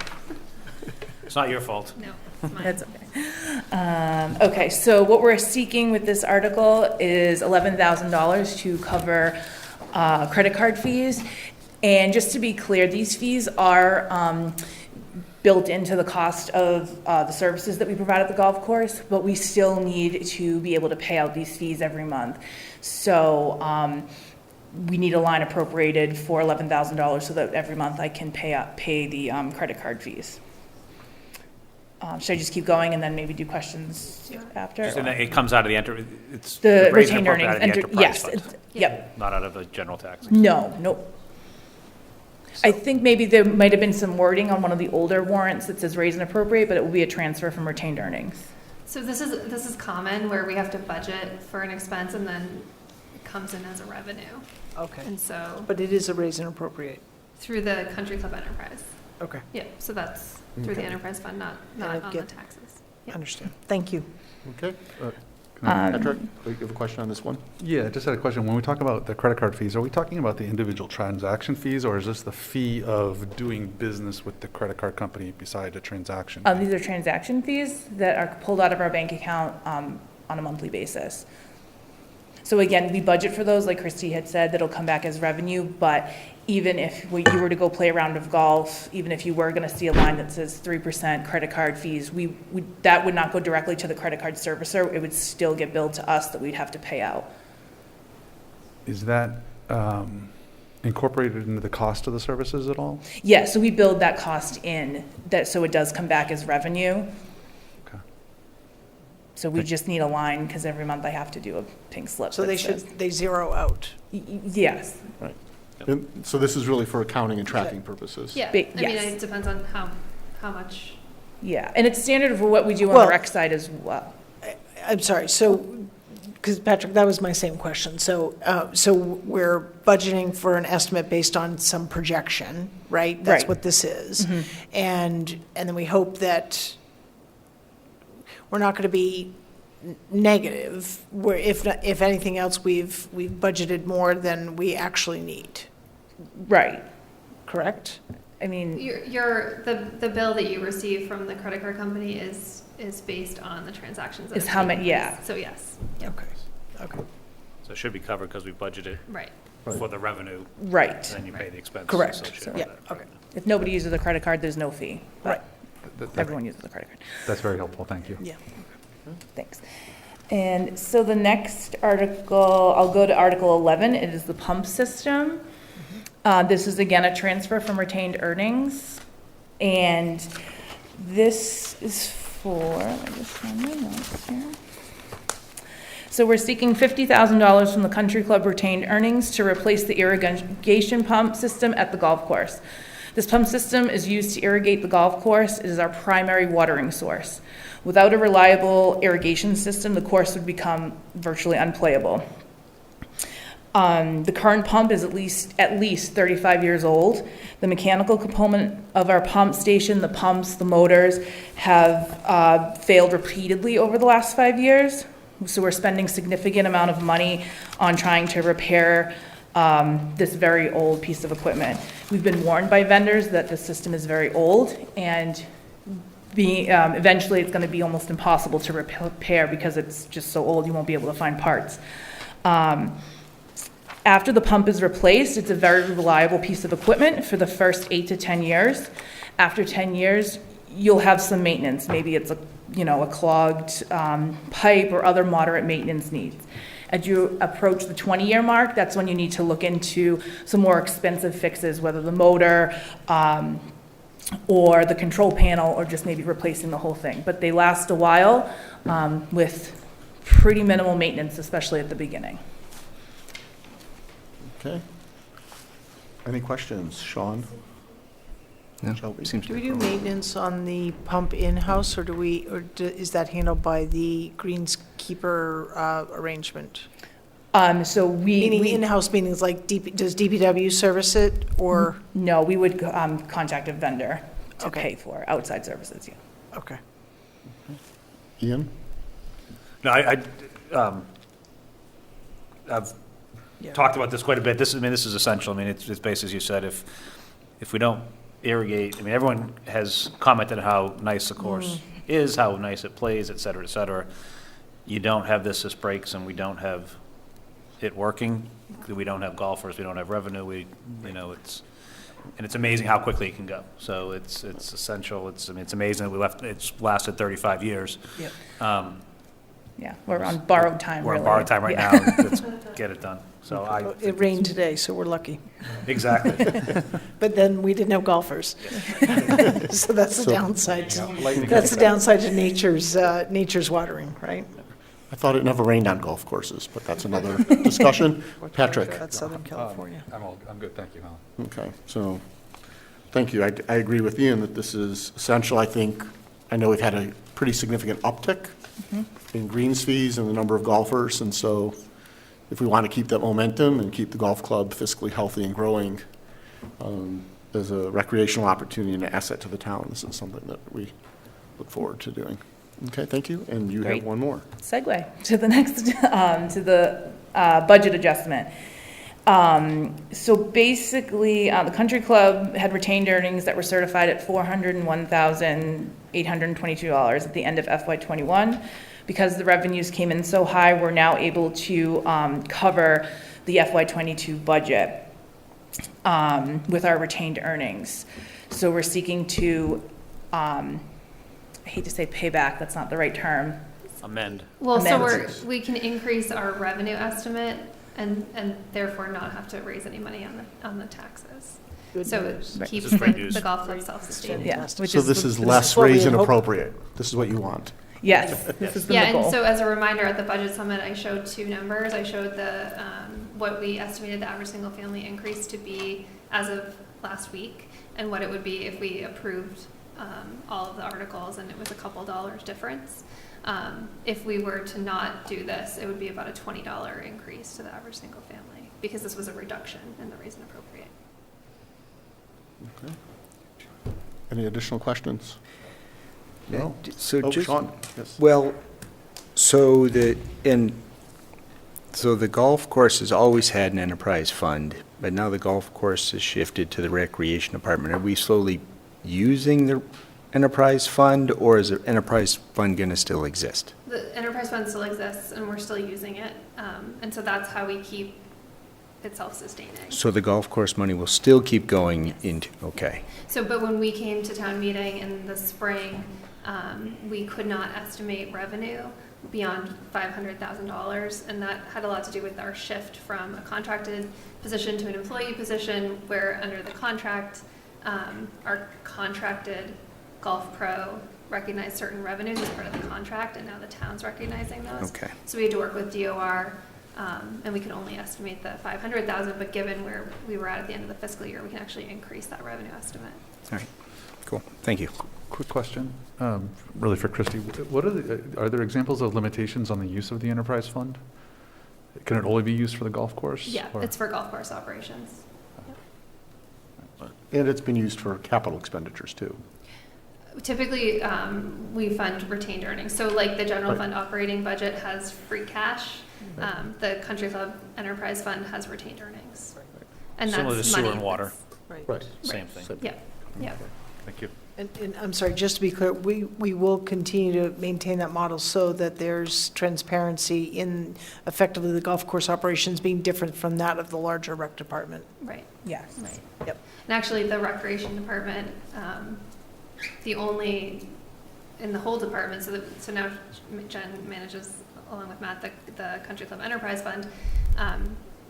She also has the revolving fund, which takes care of the recreation Right. expenses. And so really the only thing that the recreation department has on the general taxes is the salaries of the Salaries. 3 Yep. employees. Okay, Okay, great. thank you very much. And it's Matt's job now to make sure that the golf club Yeah. stays self-sustained. That's so- right, yeah. No pressure. No High hopes. I love the challenge. That's awesome. That's great. The residents like that too. but He's- awesome. Ian, Good part of my job is the challenge. Yeah. he's seen you swing, Ian. Oh, that's the challenge. It's been 13 months since I played. Oh. Okay, great. So next on the agenda, our Department of Public Works warrant article discussion. I invite Chris Pant, our DPW Director. Celia, are you showing the slides? Yeah. Okay. Good evening, Chris Pant, Director of Public Works. I'm going to speak about 3 articles we have on the warrant for October.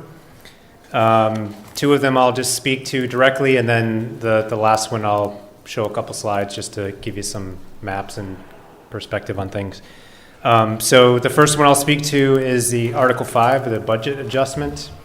I think it's pretty straightforward. The fire department has been having their building professionally cleaned, and that's been funded through COVID funding out, external from the town.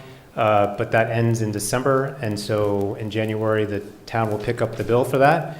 The DPW is responsible for buildings and managing that contract, so we would need an additional amount of money to cover January to June to pay the remaining balance for the year. There is one change to the article. The dollar figure is actually 9733, so 9733. We start a new contract on the 1st of October, and that contract adjusted the total cost of the contract, and that impact to the fire department is that $2,000 or so adjustment. That 9,000 number is in the most recent. That's the most recent one we have, yep. We didn't know it was different. Oh, okay. Well, we did. Thank you for telling us. Telling you. The current version. Any questions about this, Sean? Shelby? No questions. Ian, Patrick? Okay.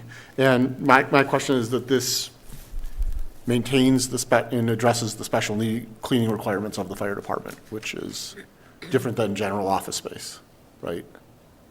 As far as the contract goes? This contract covers the cleaning of the building. Right. Okay. Because I know that they were doing some special cleaning in the building related to COVID, as far as sanitation goes. They were doing some sanitation in the ambulances and other things like that. That's not part of this Oh, contract. okay. Excellent. Yeah. Thank you. That clarifies it. Thank you. Okay. Next one is Article 16, has to do with the generator. So this is a portable generator or mobile generator. It's on a trailer and able to be moved around to wherever the need is. We currently have three permanent fixed in place generators on order for our sewer pump stations, with the delivery times predicted at between 11 and 13, 14 months. It happens that one of the generators we have on order is, the current generator does not work at all, and that's the farthest out. It's 444 days, I think, was the delivery timeline for that. So over a year from now, obviously. And so what we're proposing is that we purchase a used generator at the cost of, reflected here, of about $39,000. And that's based on some kind of deliberate thinking about the smartest way to handle this. And one, we need to have some backup power available, and we can't wait a year to do that. Two, a used generator is less expensive, but it'll serve our needs. And this generator could serve multiple purposes. So while we're looking at it specifically now for potential backup for the generators we have that we're replacing, they could be used other locations. So just as an example, Jen was just talking about the golf course irrigation pump. Earlier this summer, that the power went down at that station, at that pump station. So we rented a generator to fill the need for a temporary amount of time. It was less than a week. It cost us between $5,000 and $6,000. So I think we can all do the math that if we rented a generator for the next 12 months or even something significantly less, it just makes more sense to buy a generator that has multi-purpose. It can serve the town in other ways. It's split between 3 budgets: the sewer, the water, and the town's and the general budget, because we can use it on things other than just specifically sewer or water infrastructure. So that's the justification for our request for funding for that. Makes total sense. And any questions? I promised Sean I'd call him first this week. So Sean? No, I'm all set. This seems pretty straightforward. Patrick? Yeah, I just had one question. It sounds like a generator's already been identified. How many years old is the generator you're looking at today, or that you're looking to purchase? Do you have one already selected? Oh, the used generator? No, we do not. I mean, we have ideas, but we haven't negotiated or identified a specific one. But we know they're available, and I don't know the specific age it would be. Most generators have an hour Yep. rating on them. Just curious as like how many hours you're trying to keep a used generator on. Obviously, this is something that we want to have for long time use. Any ideas on what you're looking for in that? I honestly can't speak to the specifics of the generator, but I know that the amount we've requested gets us a generator that meets the kind of threshold you're talking about, which is we want something that's used, meaning less expensive, but it's going to last us, for another decade and not have to be replaced, immediately. So that's all part of the equation, but I can't speak to the number of hours we would be looking for. Okay, thank you. No other questions? Thank you. We can move on to... All right. The last article is the stormwater article. This has 2 components. So one aspect of the article is funding the design of a culvert on Bowman Lane, and the second aspect has to deal with our stormwater permit that we have a requirement to adhere to. So I'm going to speak first to the design, and then I'll speak second to the permitting. So up on the screen you can see is a map. There's 3 red circles. Those circles are 3 culverts along Jackstraw Brook. And so the point of this slide here is to demonstrate that fixing this culvert at Bowman Lane, which is reflected at the bottom left of the screen, is part of a broader strategy along this network, so Jackstraw Brook. So I'll kind of walk us through it. So Bowman Lane is what we're talking about tonight. If you follow Jackstraw Brook up to the middle of the screen where it says Warren Street Culvert, so that culvert was upgraded and improved about 5 years ago. So that's completely done. And then keep going up the screen to the top and you see Morse Upton culverts. That's another series of culverts that is being addressed right now. So on the right side of the screen is just kind of a breakdown of how our strategy works. So it's essentially 3 phases to address these culverts. You do an assessment, figure out what the problem is, what are your options for fixing it, then you decide on that. That costs a certain amount of money, then you have to do a design. That costs a certain amount of money, and then you do the actual construction. So for Bowman Lane and for Morse, the assessments were both funded by state grants.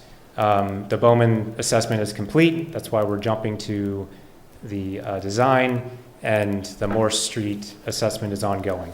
So that's kind of the framework for where this fits in the broader picture of addressing culvert issues in the town. If you could flip the next one, please. So this is just a snapshot of Bowman Lane culvert itself.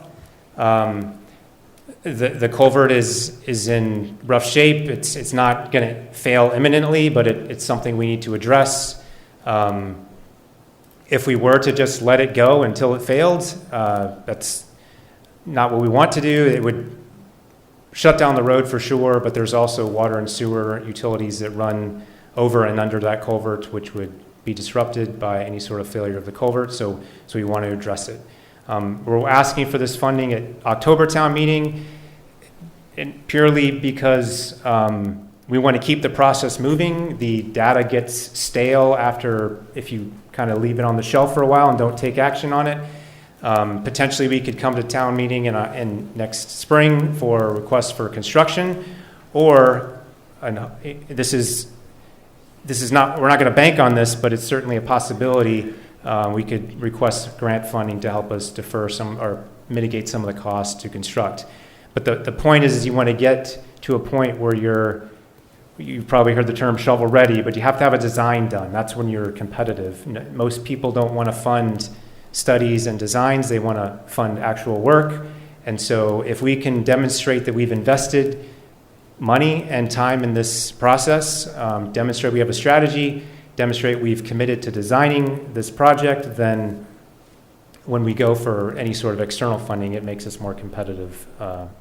So that's the logic for the timing of October versus next March, and that's why we're asking for the funding here. The total article, I believe, is $167,000. So this design would be about $110,000 of that at that cost, and that would get us a design, all the contracting, procurement, paperwork completed, and then we would just be ready to go bid the project as soon as we found the money to pay for the actual construction.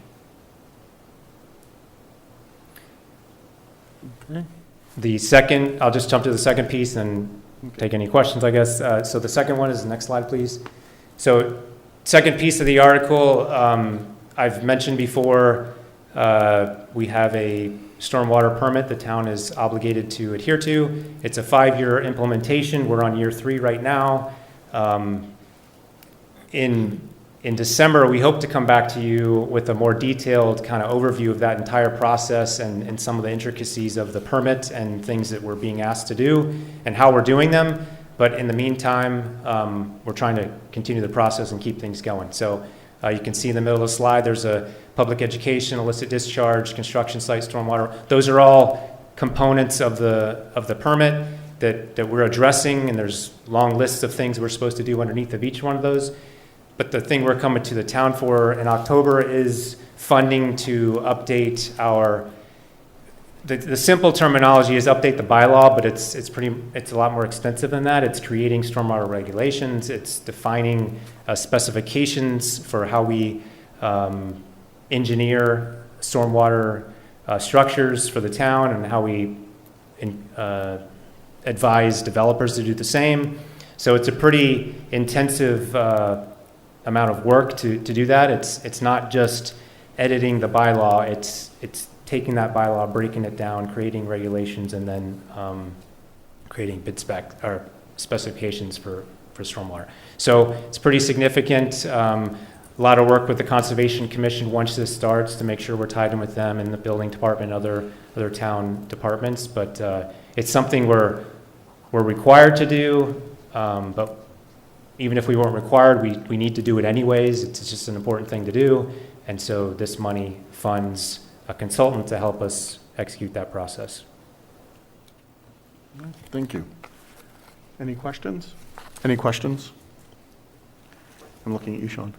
So, quickly, I guess, what happens if we become out of compliance with RMS 4 permit? I'm sure there's, I can't speak to any specific fine or,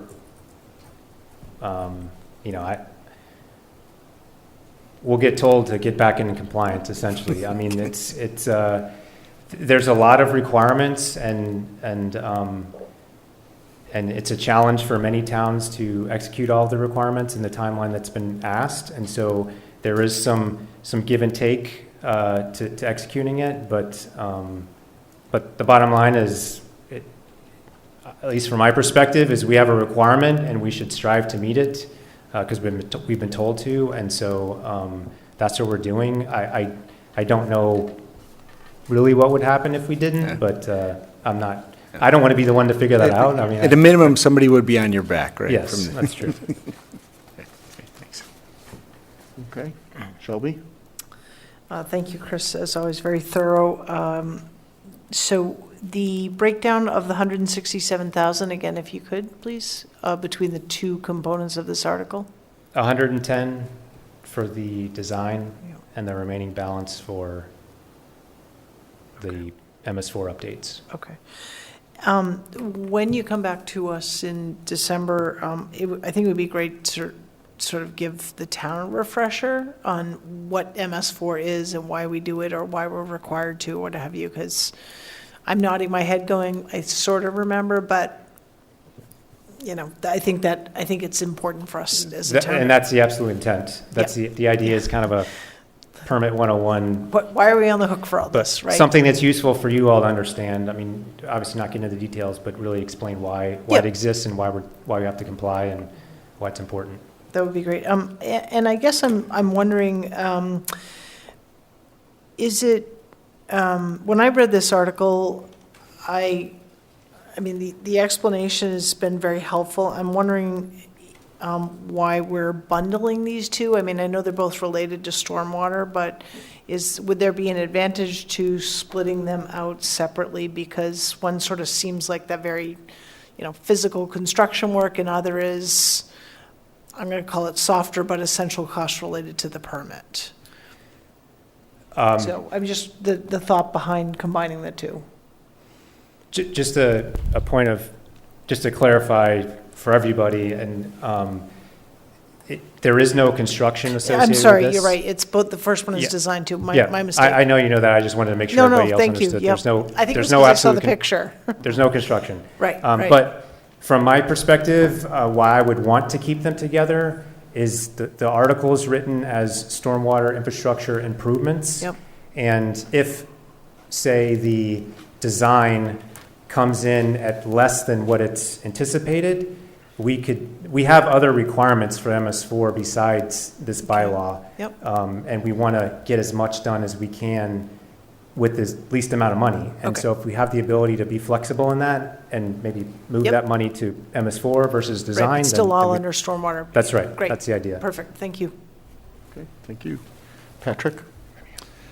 Yeah, Chris, thank you for presenting these. On the Bowman Culvert, in the design process, will things like traffic be taken? I mean, Bowman's a very small road, pretty narrow.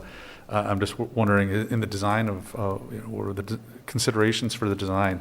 Will traffic be considered in regards to while construction's going on? And the reason why I think of that is all the work that they've done down on the Mass Pike with the new bridges that they put in and whatnot. Obviously, those things were put in unbelievable speed, right?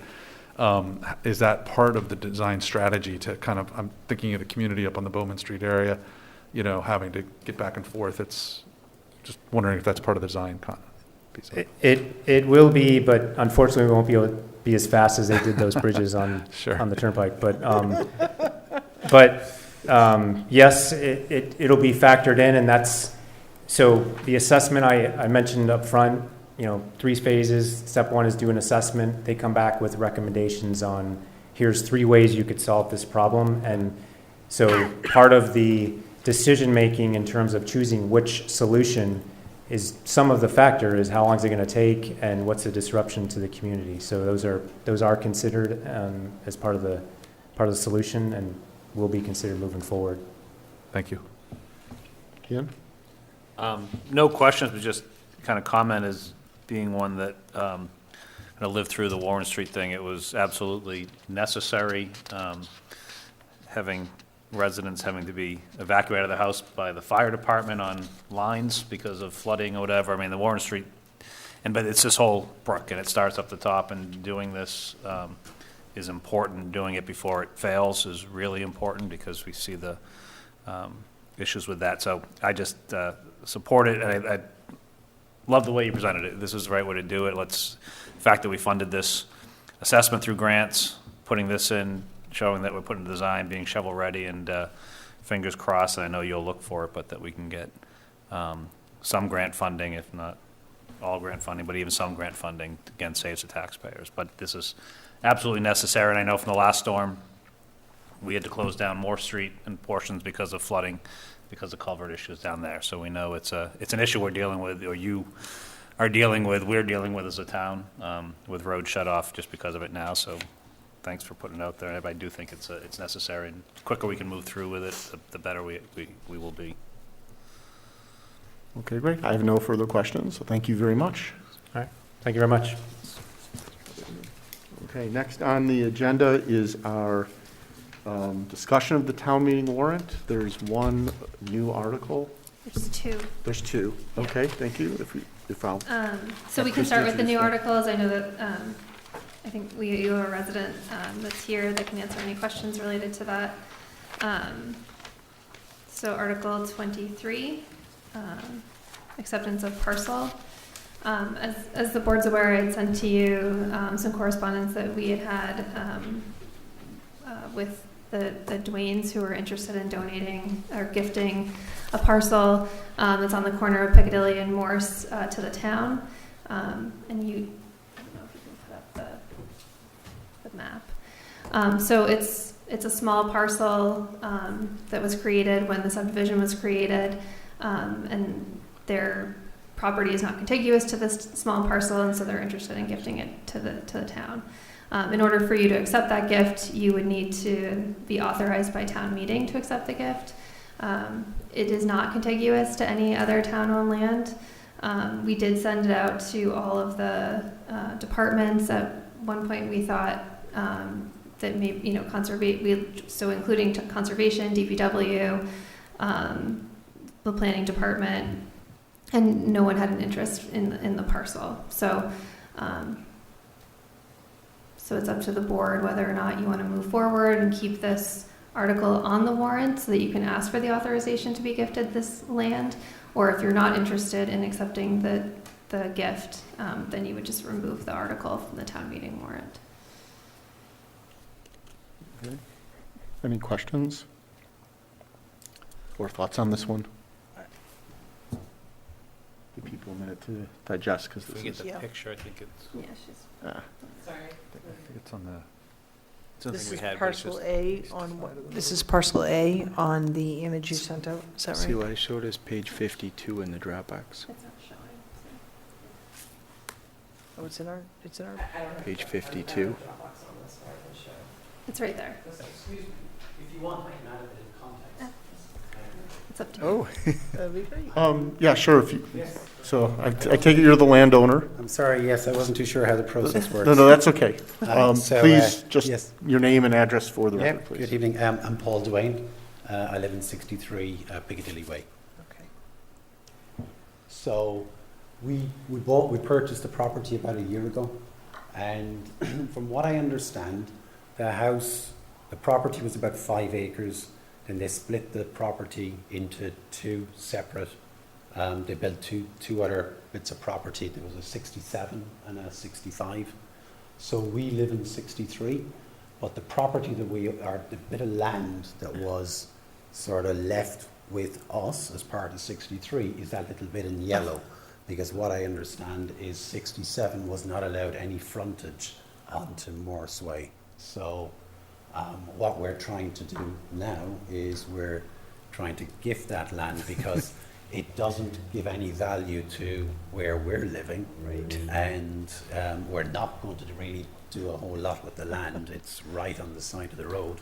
Right. So what we're trying to do is gift it back to the town. So, so 67 as a corner lot would need to have frontage of 200 feet, a minimum on each road. And I think on the Moore Street side, it's just over 100.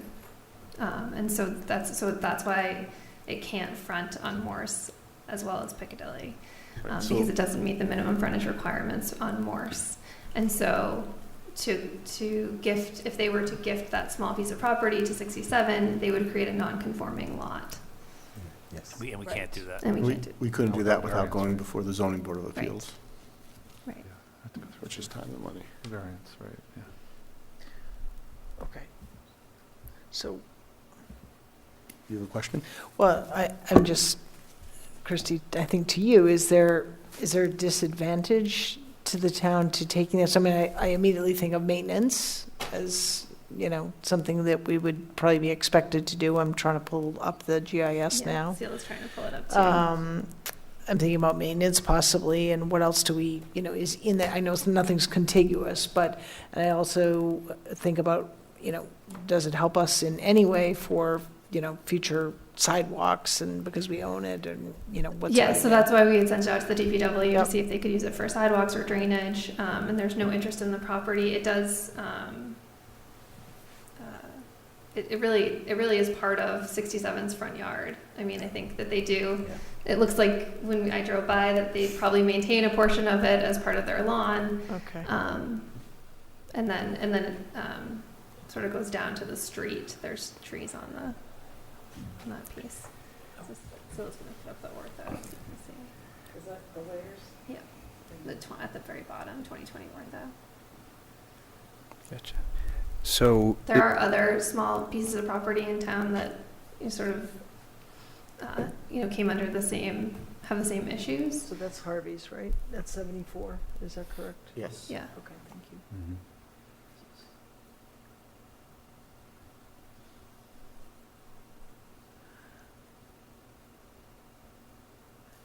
And again, this parcel could not be gifted to 67 No. because it would create a non-conforming. Correct. 67 would then have to, before that could be closed, 67 would have to go to the zoning board of appeals and ask. Would, It seems like the most obvious thing, and they would expand their property, but. Right. That's what I would and have even, thought. and even, and the question I asked Chrissy today was like, if they're cutting the lawn, then 67 would have to do that for 20 years to get it by adverse possession, but then it would make them a non-conforming lot 20 years from now. Yeah, and I think this is a fairly new development. I mean, I think Yeah. this was Yeah. 2016 maybe, so. Yeah, the house, I think, it was only, I believe people only Well, moved into it last year. adverse possession would be from when you took ownership of 63, which is a little over a year, or Yeah. less than a year. Yeah. So we're yeah. 19 plus years away from that. So I is mean, there a there's recommendation? no identified benefit to the town, but by looking at the lot, we understand why it's being offered. Yeah. Chris is still here if you have additional questions Are about there DPW, other alternatives but- that have been explored? Yeah. Or that could be explored? Well, This has come to us last minute, so I'm wondering if there's additional so things we we could looked look at, into and maybe do it at annual town meeting. sure. I mean, we've talked about, so if you look at that lot across the street from Piccadilly, that's open space, across the street on Piccadilly side, so that yep, long, that sort of slice. skinny lot. Yep. That's open space, I assume was required as a creation of the subdivision. It's not contiguous because of the road, but I don't know what the opportunity is for it to sort of be added into the Piccadilly open space. I had originally said to the Dwayne's, maybe 51 Morse could, but then they would front on Piccadilly, which is also would be non-conforming, so that's actually not an option. Or they could talk to the zoning enforcement officer and the ZBA about 67. I don't know if you've had conversations with 67. I know that you had reached out and were told that couldn't happen, so. Yeah, my wife was, Sure. I think, she said that we weren't Right. able to do that. Right. So this was our next protocol. It'd be nice to be able to figure this out. I'm just not sure what the. Yeah. Is this, remind me, in that community, do you have the centrally located mailboxes or individual house mailboxes? No, we've got an individual mailbox. The legacy Piccadilly was, these are newer. I think a lot of the houses do have the sort of the central location, but we actually, those three houses, the 67, 65, and 63 have their own individual mailboxes. I didn't know if there would be any, maybe to the post office or something, that'd be a good spot for that type of thing. Right. Has there been any discussion with the homeowners association about adding that to the open space? No, there has not. No. Okay. Do they have a homeowners association?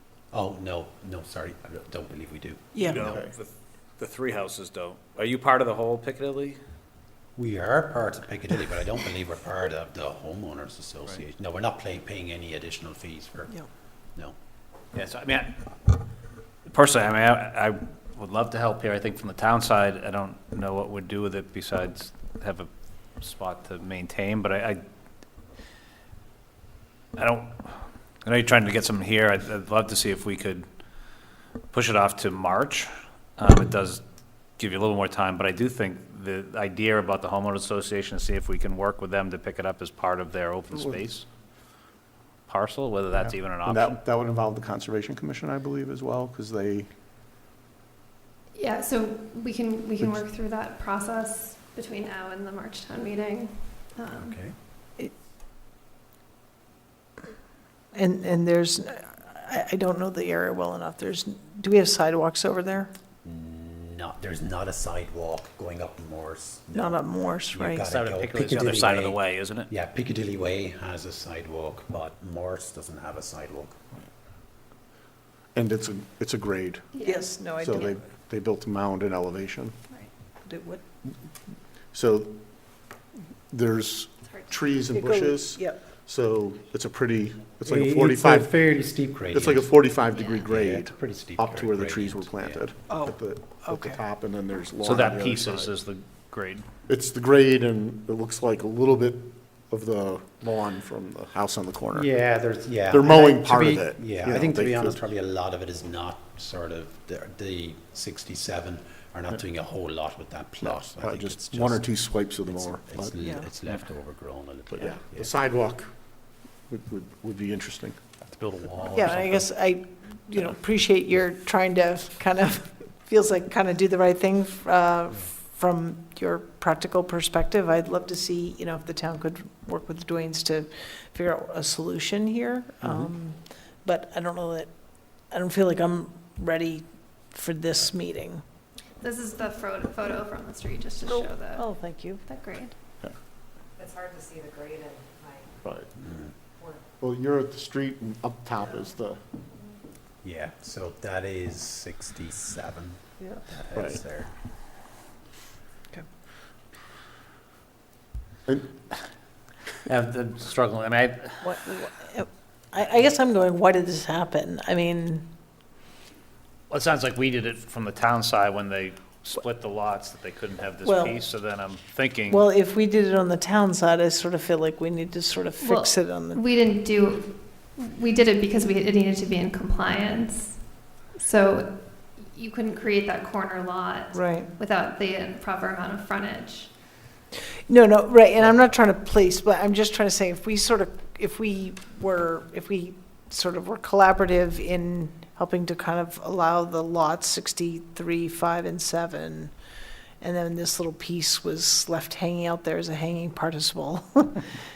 it's like a hanging chad. Yeah, Right. so I mean, Sorry. it was needed because otherwise you couldn't have created the corner lot. So- I mean, so. Right. So help me out. So I'm sorry. So originally 63, 65, and 67 were one lot. Yes, yes. My understanding is the original house is The original is house 63. is 63, Yep. which is our house, and the rest of it is actually all wooded, apparently. That was before we arrived. Okay. And then they knocked all the woods. They made two separate plots of 65 and 67. Gotcha. So back when this was all 63, it was still less than 200 feet of frontage on Morse, so it was technically Yes, still a non-conforming lot, correct? Right. But that might have been before the zoning requirement for Yeah, a it was 200-foot non-conforming frontage. before. Should have put a But you full can't make it more variance. non-conforming. They should have had a variance on Right, the you can't make it non-conforming lot more- to begin with, when Well- they made that lot. Right. It would have been grandfathered. Yeah, it's When fine. the- when the So it sounds zoning like the changed. board is interested in asking the Tweens to hold off until the March 10 meeting and spend time working with community development director and the town planner on what options might be. Yeah. Is that- Is there anything we need to do? I think we would probably, I can set up a meeting, So, that yeah. meeting, and then. Yeah, I think we want to try to help you. Yeah. Yeah. I mean, I think if we can just have a little more time, and I know, and it's, one of the questions was, does it hurt the town? Yeah, there's minimal taxes on that, but it's not, this is not about a taxing, and, this is, I think, so some of the discussions now, I think, if we had a little bit more time, I think we can figure something out here, and if it comes down that the only option is the town, I'd be supportive of it, but I think give us a little Yeah, more let's time, if understand that's a little okay. bit Let's work through some of the Yeah, available. See if we have a I- better option. I appreciate that. Yeah. Absolutely. Yeah. Yes, and town manager said she will Okay. take And- lead with the town to coordinate, so Yeah. you don't have to. And certainly we want to understand, I mean, any maintenance that would be required or not, right? Because I see a wall there and I see growth and, and so I don't, it's a balance of what are we taking on, if anything, so. I see poison ivy. Right. We've got lots of that, I can tell. Yeah. Yes. Thank you. Yeah, thank you. Yes. Thank you very Okay. much. Yeah. Thank you very much. Thank you for working with us. Thank you. Thank you. Okay. Thank you for being here and waiting around, too. Welcome to democracy. Okay. Christie, there's another. So the other additional article, as the board's aware, we supported a TIP project that did some improvements on the Fisher Street Bridge that goes over the railroad tracks. And so they're completing or may have completed that project, and as part of that are giving an easement to the town. I received notice of this on Friday. Typically, an easement would go to, or authorization to accept the easement would go to the town meeting, and then the board would accept the easement following an approval town meeting.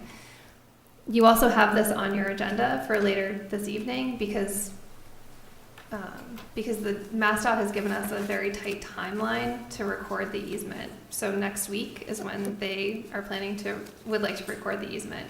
So this is sort of a belt and suspenders approach. Our preference is to have this article go to town meeting. We would go through that authorization process, and then the board would accept the easement probably at your meeting in October, November. The alternative is that the easement would go to the Conservation Commission, which does not require town meeting approval, but the board has to approve the Conservation Commission accepting that easement. So we still have not heard back from MassDOT to whether or not they're willing to extend out that timeline, and that's why we have both before you. But I would recommend that you leave this article on the warrant, which, depending on the timeline imposed by MassDOT, may or may not be passed over. So the easement, the purpose of the easement is for a multi-use trail. That would fit under there's no risk. If they want to go and we go to conservation, the conservation doesn't decide that they want it just to be open space with no trail. The improvement to the bridge creates that pedestrian pathway, so I think given the size of the easement, it just would make sense to be a trail, to be continuous as a trail. I know I'm jumping in probably to the other question, the other warrant article, the other agenda article, but. I think the approach is sound where if we send it to the Conservation Commission, they work and we authorize them to accept the easement tonight and they accept it, that's fine. If MassDOT extends the timeline, then we would use our normal process and this would go through town meeting. Right, so and this would be the last article on the warrant, so right. People passing over means adjournment Right. as well, from a practical standpoint. Yeah. So going to the other warrant, the other agenda item for this topic, the board could vote to accept it. Concom is putting together a meeting this hopefully Thursday to approve it, and then we would just hold off on recording it. We just wouldn't record it if timeline was extended and we could go to town meeting. So how would that work if we voted it though? Then we would rescind our vote later? Is that what would happen? We wouldn't have We to. could. On the town meeting floor, we'd say that the select board and the Conservation Commission have already voted to accept this. I guess why do we need the warrant article then? So because this would keep it under the select board, the warrant article, typically the trail easements are under your control. If it's under the conservation's control, it doesn't need to go to town meeting. So what happens if we don't do anything until town meeting and they say, hey, we wanted you to take care of this next week? I suppose we run the risk of not receiving the easement. It would, just then keep it in perpetuity? What do you mean? Well, it's their property, so they just wouldn't Yeah. give the town an easement on it. So like you got a week, get back to us otherwise. I'm very unclear as to why the timeline is what it is, and we've been trying to get an answer from them as to whether or not, I don't know we don't know the significance, and when I say we, I mean myself and town council, we don't know the significance of the October 8th date. And so we're trying to work through that, but given the timing and Fiscal year. I don't know, and the interest in having the ability to exercise the easement. I mean, my gut says leave it on the warrant just in case, because that makes the easement under the control of the select board, which is the plan for the multi-use trail. But when we get to the other agenda item, belts and suspenders, I'm wearing suspenders. Take the votes necessary tonight with Conservation Commission in case Mass DOT won't extend the deadline. I guess my question, though, is if we do that, we've granted it to the Conservation Commission, we voted it. Right. If they vote to accept it at their meeting, then I guess it's to me, I don't know why Yeah. we'd even leave it on the warrant, if we go and we want to do it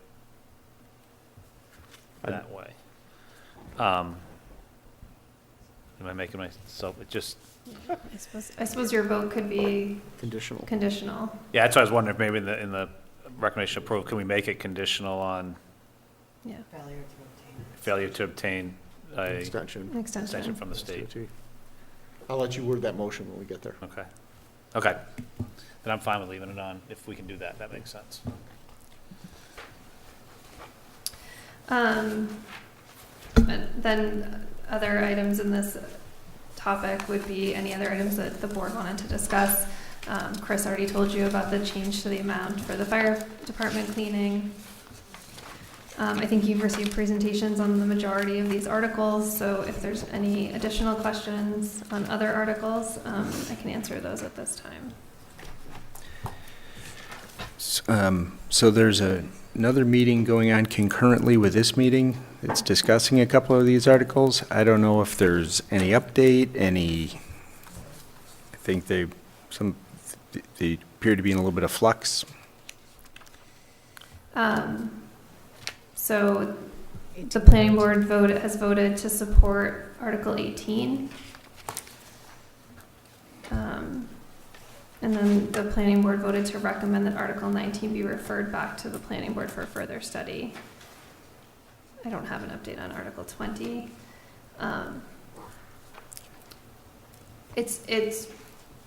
We've done this before where you would place the articles on the town meeting warrant, and then once you hear the motion for the articles, you can certainly vote your support later. You can do it up until town meeting, and then we would just put in the finance committee book that the board would report out your vote of support at town meeting. So if sorry, go ahead. So Article 19 was sponsored by the planning board, but if they're recommending it be referred back to the planning board for further study, is it necessary to include it on the warrant? It's very complicated. The planning board is having their public hearing right now. So they have given us these articles and asked us to put them on the warrant, and that's kind of where we're at. So I would leave it on there. Leave it on? Okay. Then it could be passed over.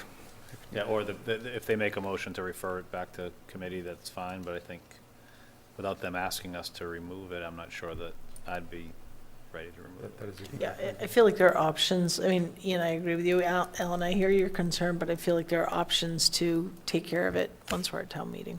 Yeah, I would agree. But we also don't have to vote our support or not, lack thereof. Right, we can do that. Yeah. Right. Okay, so a quick question. Sorry, so for Article 19, Yep. if at town meeting, the planning board says, we would like to refer this back to committee, does it even require a vote, or are they just pulling it themselves? That would be their motion, so they would vote. So we would then vote on their motion. Okay, so it would still be a vote at town meeting, all right. But it also, I mean, I don't think anybody's going to stand up and go, forget it, we want this. Well, Typically they yeah, don't, but they no, could. I mean, No, but they could, They could, right. they could, right. So- There could also. The wild card and early in my tenure as a resident here in Westborough, there's a neighboring piece of land that there was a last minute push for a high density 55+ community. And the issue there with some zoning, around some zoning was that if a zoning article is voted down, there's a window by which it cannot be brought back to town meeting. I believe it's 2 years. It's 2 years, I agree. Right? In the same form. In the same form. So, but same form, there has to be there has to be some difference in form Right. to what's involved. If the planning And board so- doesn't support the article and it's defeated at town meeting, then it's 2 years. Sorry. But if the planning board moves to refer it back to committee, that's not a defeat of the article. Right, that's not We defeat, just right? pass over. Okay. But there is always. So that you vote that motion. So To refer my to my committee. point is, in this instance with this property, there was a motion to send it back to the planning board for further study, and there was an active effort to vote against that, so that they could vote against the article and stop the zoning change for 2 years. You're saying this other example. This other example, so I'm not saying it's likely, I'm not saying that could happen, but that's sort of the extreme possibility on that range. That was behind my question about why, if the planning board really doesn't think they want to proceed with this, why leave it on? Because there's always an option. Well, unfortunately, they're not, Right, we don't have the opportunity to ask them those questions. right, which is a shame. Because they're having the meeting Okay, right so now. we'll, Yeah. discussion here, I understand where you're I- going, but I don't know that I agree with Shelby. I don't Yeah. think we have an option. It's their warrant article. I don't know that I would. Yeah, I wouldn't want them to do that to one of our warrant articles. Yes. no, agreed, You know, so, which is where we're at. Okay, But I would, it's complicated. Okay, as Christie speaking said, to the as Christie audience. warned us. okay. Okay. So any other And I'm articles? sorry, Well, I think to Christie, Sean's thing, there was discussion of maybe changing the height on Article 20. Yeah, they're still on. I don't the- have anything. There's- So they could, if they were going to move forward with Article 20, they can propose a motion that amends the article as long as Okay. it's not too far outside the scope. Again, it's complicated that they're having their hearing tonight. He mentioned that to match state guidance, they might lower the height in section 9 from 90 feet to 75. Right. But we don't have that. But yet. we don't have that yet. Can we approve these, again, contingent on planning board? So if they come back, let's say they make a change to it, like we're just describing here on height, can we?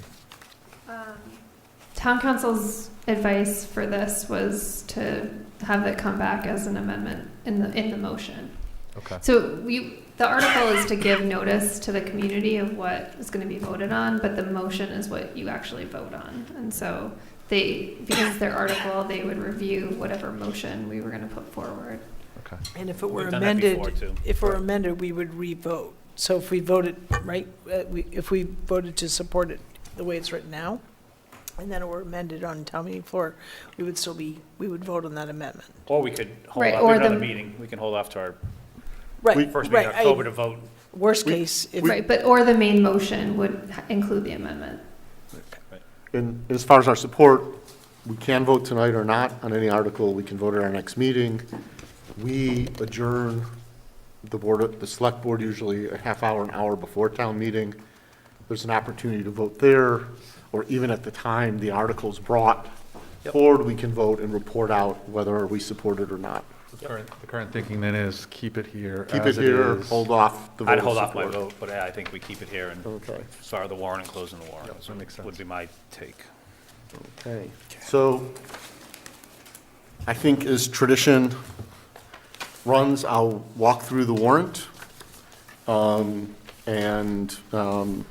If there's any article that, other than 23, I can ask, are there any articles in other than 23 that we would not want to place on the town meeting warrant? I could walk through and read the Nope. headings and everything, but that's, Just give us a second. Yeah, give us a minute.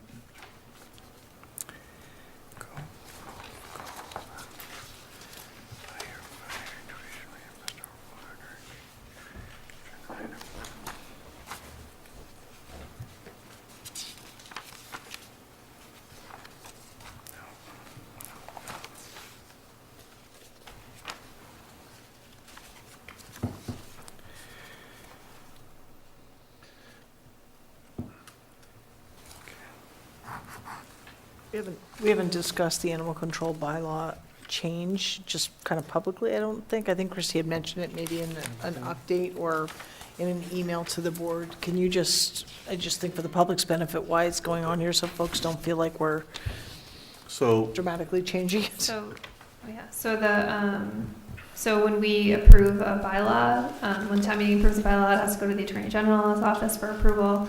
In the Attorney General's review of the bylaw, they noted that we had a fine of $500, but the state law doesn't allow us to charge more than $300 for the fine.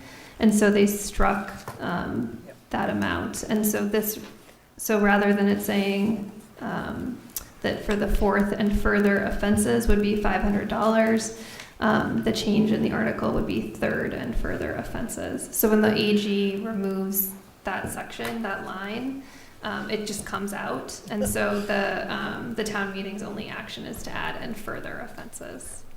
Thanks. I just had a question on Article 17. 17? Section 6, the new wording there. I guess I'm trying to figure out who decides to destroy prior to final adjudication. It seems like the way it's written right now would allow for destruction without adjudication. Yep, so the police chief or the designee or his designee would make that determination. This is current practice in the police department for many years. I had a heads up on that question, so the chief couldn't be here, but did give me an email response. He said, let's see.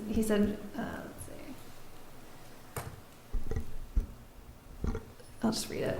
Regarding serious criminal charges where the presence of the evidence will be necessary for court, the evidence will be held in the department's evidence room until the court date. An example of this could be a serious car crash where there's a personal injury or serious property damage.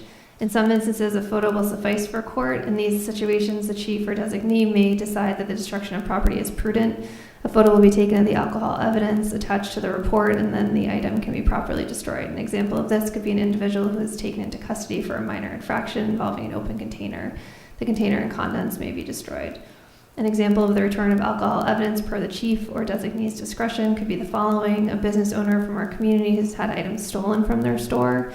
If the owner can reasonably show a financial hardship or need for the product's immediate return without any negative impact to a criminal case, the chiefs or their designee may return the alcohol, or a juvenile infraction involving a parent or guardian's property without any negative impact to a criminal case, the alcohol may be returned to the parent or guardian's custody. These are just examples, but each situation would be handled on a case-by-case basis. Okay, that answers my question on that. And I would just bring up one other point about Article 17, just something for the board to discuss and consider, but perhaps in the future. To me, a lot of this language is could also be used for marijuana use in the town. I realize it's not on this particular warrant, but something to consider in the future is whether or not we should adopt marijuana, use in public spaces at some point. Good point. We can put it on the to-do list.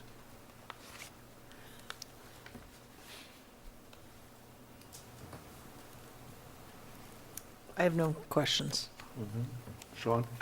No. Nope. Okay. Want a motion? I will take the motion. I'll move to place Articles 1 through 22 on the October 2021 town meeting warrant. Second. Moved and seconded. Any further discussion or comment? Seeing none, all in favor? Vote is 5-0, 5 being present.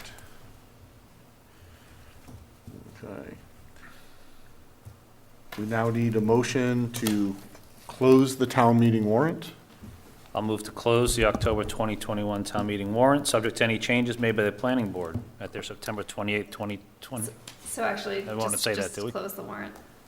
Not Okay. subject to anything. Move to close the October 21 town meeting warrant, subject to any changes by town council.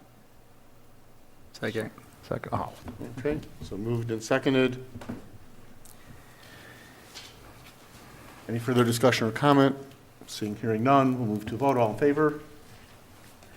Motion passes 5-0, a vote of 5-0, 5 being present. Thank you. Okay, next is our discussion and vote to support the warrant articles. I will walk through, typically the way we do this is if anyone wants to discuss whether or not we should support an article, as I walk through the numbers, just say question, we'll come back, we'll do a motion to do the ones where there's no question, and then we can discuss whether or not we should support any of those articles that were questioned. Okay, so very quickly, Article 1, appropriation of Commonwealth Transportation Infrastructure Fund. Article 2, fiscal 2022 Finance Department budget adjustment. Article 3, fiscal year 2022 insurance budget adjustment. Article 4, fiscal year 2022 school department budget adjustment. Article 5, fiscal year 2022 DPW budget adjustment. Article 6, fiscal year 2022 conservation department budget adjustment. Article 7, fiscal year 2022 police department budget adjustment. Article 8, police department vehicle. Article 9, fiscal year 2022 golf course budget adjustment. Article 10, fiscal year 2022 golf course budget adjustment. Article 11, golf course pump system. Article 12, fire alarm infrastructure. Article 13, fire department and dispatch software. Article 14, tuition reimbursement. Article 15, stormwater infrastructure improvements. Article 16, generator purchase.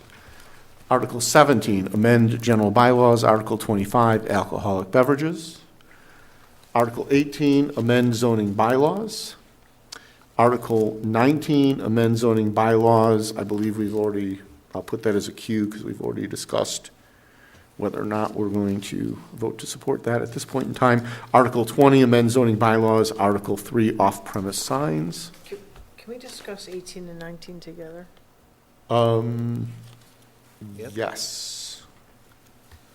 and on Article 20, aren't we saying they're still in hearing, we're still waiting to hear? Do we want to take a vote on that Yeah, now? I was too? going to ask the question that one too. Okay, so Articles 18, 19, 20, we have questions.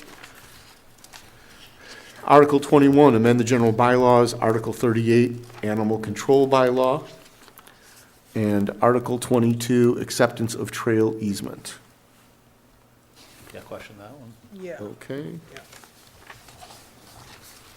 Okay, very good. So we need a motion to support Articles 1 through 17 and Article 21. I make that motion. Second? Support those articles in the October town meeting warrant. As stated. So hold on, I just got 1 to 17, 21. Moved and seconded. No further discussion, a vote, all in favor? Motion passes by a vote of 5-0, 5 being present. And that's Articles 1 through 17. Yes. 1 through 17 and 21. So on to Articles 18 and 19 and discussing support for those. I think it's just to wait. On my side, just because the planning board's in the midst, we haven't had a chance to hear from them. And But Hoodlum? Sorry, What's that? sorry, it was, Yeah, it's really, for me, 18, 19, and 20 was really holding them all off to our next meeting to vote. Not that Not that we're not supporting it. supporting we it, it's just, we I need more just, information. they're in the midst of a Yeah. meeting that we can't watch or attend, so Right, right. I'd just rather wait for our support. It's not just a meeting, it's a public hearing. Yes, Right. sorry. Right, no, I'm not trying to correct you, just, No, I think that's it's very, further. it's a very good point. It's an Further important weight. designation. that's all I was going to say, too. So. Okay. I mean, in general, based on the presentation for Article 18, I would have been comfortable moving with that one, knowing that, you know, the way the the highway business zoning was just X number of feet from the center line, and it divides properties in half, but you're right, they are in the public hearing, so, just from the conversation, we'll hold off till our next meeting, so we'll need an agenda item for approval of Articles 18, 19, 20, and then there was also a desire to discuss 22, which is the acceptance of the trail easement. Yeah, the only reason I wanted to hold that one off is let's hear what we're going to discuss later, and also it sounds like what we hear back from the state. It may not be necessary. We would hopefully. Our vote might be to pass over, Okay. or depending on what we hear back. So I just don't think I'm ready to Yep. make any vote until we Right. figure out what the hell's going on. Okay. And hopefully by By language, that our was first bad. meeting in, we'll fix that in post-production. Yeah. The heck. And hopefully by our next meeting, we'll have some answer from Mass DOT about the Hopefully time. tomorrow. Hopefully tomorrow. So I'll keep an eye on the inbox. So we can meet again. Well, no. Okay, then that addresses that agenda item. So the town clerk couldn't be here tonight, so if you can, we'll send an email tomorrow when the warrant's ready to be signed, and if you all can come in and sign it at some point. Okay. Do we need all of us, or is it just 3 out of the 5? We only you know? need 3, so if someone can't come in. I'm not going to be able to come in. I'll be tomorrow, yep. Yeah, we'll send an email when it's ready. Okay, sure.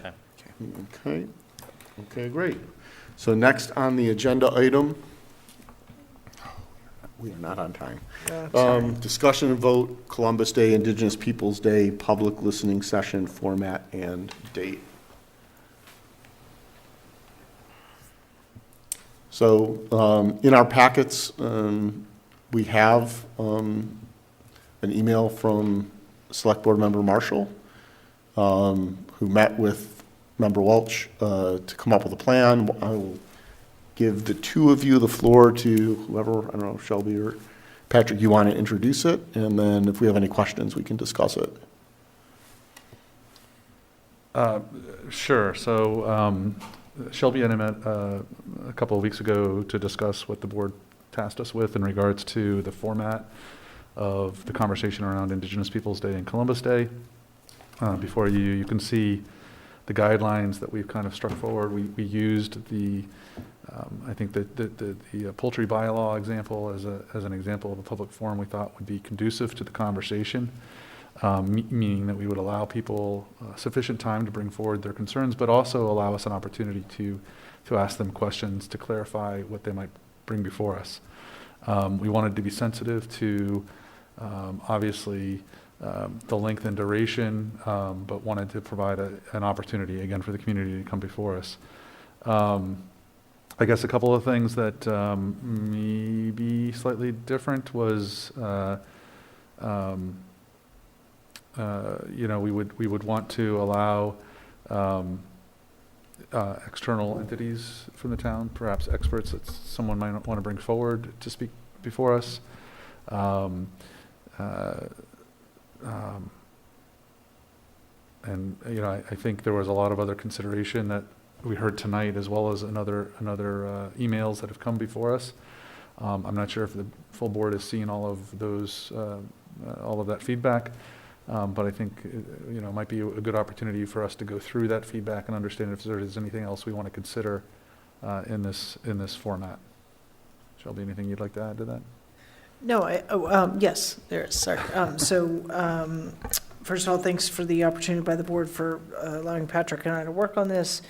I did think some of the community feedback we've received, some of which we heard during open forum tonight, is valuable. We had discussed, Patrick and I had discussed that when we met, so I would strongly advise the board, should we decide to move forward with a public forum, listening discussion session, whatever we're calling it, to consider those comments. If I may, so I I say if we decide to move forward, because I do think, candidly, there's a part of me that thinks that we should entirely table this and start back from zero as a process, but I sort of feel like the cat's already out of the bag, for lack of a better way to say it. And when I say that, meaning that I have heard from a number of residents, so I've heard from them personally, and we've heard as a board, and I am a member of the Diversity and Inclusion Committee, so I take full responsibility for that process as a member of that committee, but that process was less than ideal. And I think we discussed that. Sorry, Sean, I don't mean to give you my back. We discussed that as a committee at our meeting this past week, and had some really good discussion. I think it was as a topic, it was sort of our first time really heavy topics that committee really has gotten into, and I can tell you as a member of that committee, definitely some lessons learned on how to handle things and process things differently. I'm not saying anything was done inappropriately, but definitely some lessons learned. So hopefully the board hears that point being conveyed. Having said that, I think there's been a lot of energy put before this board that's out there in the community, and so to sort of silence that and sort of say, we'll talk about it another time down the road, I don't think does anyone a service. I think it's out there and we should address it and confront it. My recommendation would be that we adopt a little bit more of like a town meeting style format where we have a pro and con, allow kind of 10 minutes for, 10 minutes against, whoever kind of wants to take that charge. That gives, I think, the audience an opportunity to kind of contemplate what's being presented. We've seen that being successful in the past. And then allow whatever time the board deems necessary. Getting into like yielding time to someone else, I feel like that administratively, as whoever the moderator is, gets to be a little bit much. I think that, it's X amount of time, it is what it is, and someone else can pick up the mantle and carry a point forward. So that's all I have to say for now. If I can, Alan? Yes, please. So, yeah, I mean, certainly, there was some good feedback, certainly things to consider in that feedback into how the form would be, the format of it would be. I'm definitely would be cautious about things like videos and, PowerPoint presentations and long-winded kind of presentations. I'm sensitive to that. This is the first time I'm hearing Shelby's, this new information here today. For total transparency for the community, when this first came to our attention, I asked if it could go back into diversity and inclusion because I thought it really needed to go back into that committee to reassess and look at it again, because I felt that the process was not, I'll say, a fully effective process. So I'm encouraged, Shelby, that is something you all have discussed. I am also worried about putting it back onto that committee, understanding the nature of the conversation and how it has grown over the last couple of months. I'm not sure if we as a board can put that responsibility back on. I mean, I'm sure we can put it back onto them, but is it entirely appropriate? It's kind of been put in our court now. Should we just go through this process, listen to it, make a decision as the select board? That's where I would lean, obviously, just hearing this conversation for the first time tonight.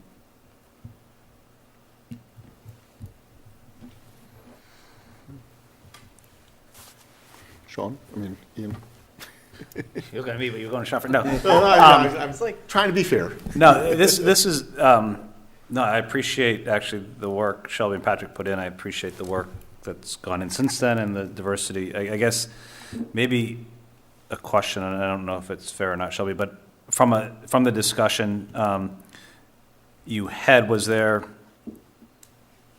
said learnings, but is your feeling that there's still a desire to pursue this from the Diversity and Inclusion Committee to pursue this topic? Because I guess as I'm hearing it, and I've heard from many of the folks in the letters, their first option is table it. It's really not our responsibility. The state's looking at it. We heard that again tonight. I think those that we've heard personally, that I've heard the most from that's been in front of us, they would be very supportive of us just saying, we don't need a public listening session, table the discussion. But I don't know, I mean, I guess looking for insight as to discussion that happened there. Sure. So, Kim, help me out here. Kim is also a member of the Diversity and Inclusion Committee, and so she's been at many of these meetings as well. But, I'll take a chance to speak for the whole committee and say that I think the committee as a whole would want to see this move forward into a public discussion. Totally agree with you that since it has become a very public discussion through the Diversity and Inclusion Committee and through this board, there has been an overwhelming amount of interest in exactly what you said, which ranges from, this is really a state decision, this is a federal holiday, what is Westborough's jurisdiction in doing this anyway, to, it's other concerns with the process, et cetera. So, so I think the committee would want this to move forward, but candidly, the committee heard one side of the story, which was to move it forward. I think I agree, and I think the expressed desire of the committee is for it to move forward with it being heard at the board level, so that I think it's viewed as that's where it's more appropriately able to have that full discussion. And I would say that, again, in hindsight, being a member of that committee, I think that committee has a responsibility to kind of this kind of process and thinking and approaching these difficult topics to really kind of vet and challenge these discussions at the committee level. And, if this board needs to assist in that in some way, then great, but I think there's kind of more work that can be done at the committee level before it comes, again, hindsight. So, Kim, No, go ahead. Okay. So, Kim, I think you mentioned board. I was thinking this board. I think, Shelby, you're thinking D&I committee to look at it again. Am I misunderstanding? No. Sorry. You're talking about going forward. I was saying going forward, no. Oh, going forward. Kim Okay. is saying that the Diversity and Inclusion Committee really wants this board to bring it forward. Okay. Yeah, does not want it to not move forward to a public discussion. And, Ian, I totally where you're coming from, and I certainly have heard some of those concerns from the community as well as in regards to, hey, this is state, this is federal. But as you heard tonight, the state is looking at municipalities to weigh in on this. They're seeing our vote. I actually don't feel comfortable with abdicating our responsibility in the town. Granted, the change really is one, and Christy can certainly correct me if I'm wrong here, of changing a calendar, right? The school committee changed their calendar from Columbus Day to Indigenous Peoples Day. I think that's the same thing that's being asked. The proposed motion that came from D&I 2+ months ago was a motion to replace Columbus Day with Indigenous Peoples Day. And I think that's the same motion they made in front of the school committee. So I think we have a responsibility here to see this through. I also know that we saw some feedback from the community around kind of lengthening this process. I'm not sure if I would support that because we've been talking about this for a number of months now. I think that there's a lot of research that perhaps all of us have done on our own. We've certainly heard a lot of great presenters. We've heard and seen a lot of facts across the board. I think we need to shoulder this and do it. Sorry. I'd say the scope of the change is how the holiday is referred to, as my understanding, is how the town doesn't publish holidays on its calendar. We don't operate a calendar of operation like the school does. We really don't need to. So this really comes down to how the town refers to the second Monday of October in our collective bargaining agreements and in our personnel policies. And so that is the tactical reality. There's obviously a much greater symbolism around this decision. And hearing the discussion and thinking about, knowing that, the next time a major issue like this comes out, diversity and inclusion has learned a lot, would handle it differently, and as Selectman Marshall said, less than ideal. Where my head is at right now is the format, similar to the way, I even went back to the Eversource hearing. There was a presentation about the project. There was equal time given to an organization that was against the project, and then the floor was opened up for the public comment, pro, con, or otherwise, which is very, again, similar to the format we use for articles where we expect, where the moderator expects a lot of vigorous debate at town meeting. The proponents are given 10 minutes. A group that might oppose the article is given 10 minutes, and then the floor is open, for, the roughly 3-minute, presentations of people speaking, where the moderator will, check so that, people may speak, someone might counteract, they can respond, but really at that point, you've got 2 steps at the mic at most, and cutting off debate when no new information or perspective is being provided. I think managing that way, taking that approach, I guess I would, as diversity inclusion brought this forward, I would look for the diversity inclusion committee to identify someone to speak on the pro side of this change. We have 2 organizations in our community, the Knights of Columbus, as well as the Westborough Residents for Columbus that's been formed. I would suggest we reach out to those organizations to identify someone or someones who could do the 10-minute counter, at which point I would want to give them ample time to prepare. As far as how much feedback we've gotten and the amount of time it's taken, I agree it's been a lot. One of the aspects of this role personally is it's always interesting to me to see what captures the public's imagination and where their focus is.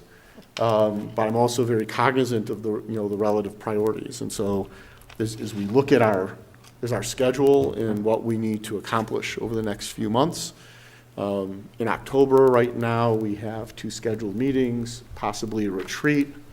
I know we've talked about the retreat replacing our second meeting. To me, that's always overly optimistic because something always comes up. We also have hopefully only 1 evening of town meeting as we move through, but there's a possibility of 2 nights there. And at that point, we head into the holidays. And so my thought from, schedule and given, we're going to have a retreat in October and talk about where we are with respect to our goals for the year, which inevitably spurs actions on the goals that haven't been moving as fast as we want them to. I would look and say that if we adopt this format, it's going to take time to find and identify the folks, give them time to prepare what they want to do, and schedule it. I would suggest that we not schedule this before the start of the new year. That October is a heavy month for us with fall town meeting and other items before the board that we've also been working on that are going to require some time for us, homework for us to prepare and time of discussion. And then we're, say, okay, so November, you've got Thanksgiving, you've got Christmas and winter holidays, and in December, I think after the first of the year, I know we're in budget cycle then, and January 1st is the kickoff to the ramp up to the annual town meeting, but I think priority-wise and time-wise, that would give proponents and those opposed time to prepare and give us time to address other issues before the board, and then in January, give us the time to hold a listening session and reflect and act upon it in a thoughtful way. I'm more concerned about doing it right than right now. And so that's not sort of my thought, that's what my thoughts are now. Yeah, I mean, I would agree. I don't think speed is necessary with this item. I think at some point we do need to give people the opportunity to speak and talk about this, and whether or not we end up actually making a decision on it or not, isn't as important as just people, getting the opportunity to discuss it and having really both groups before us giving their opposite opinions, and so each can hear the other's viewpoint. And, if that doesn't happen immediately, I'm fine with that. I think that is important, but I don't know that at any, following that, we can determine whether or not some sort of vote on this from us is actually necessary, and maybe everyone just being able to voice their opinions on this, I think, possibly could be enough. I don't know.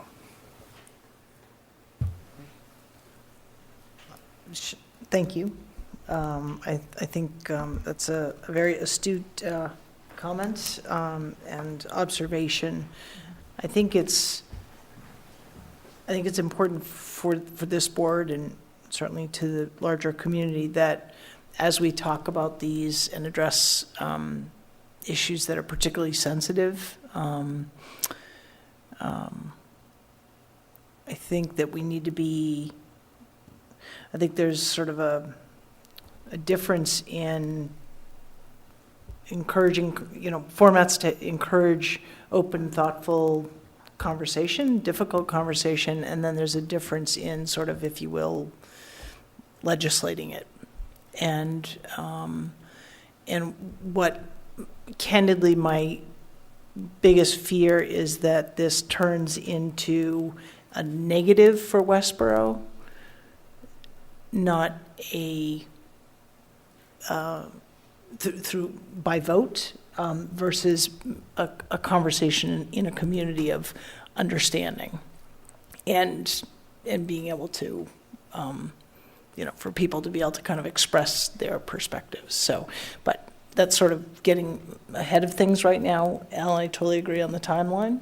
I don't think we want to rush it, and certainly if we schedule something out further into the beginning of the year, that gives everyone ample time to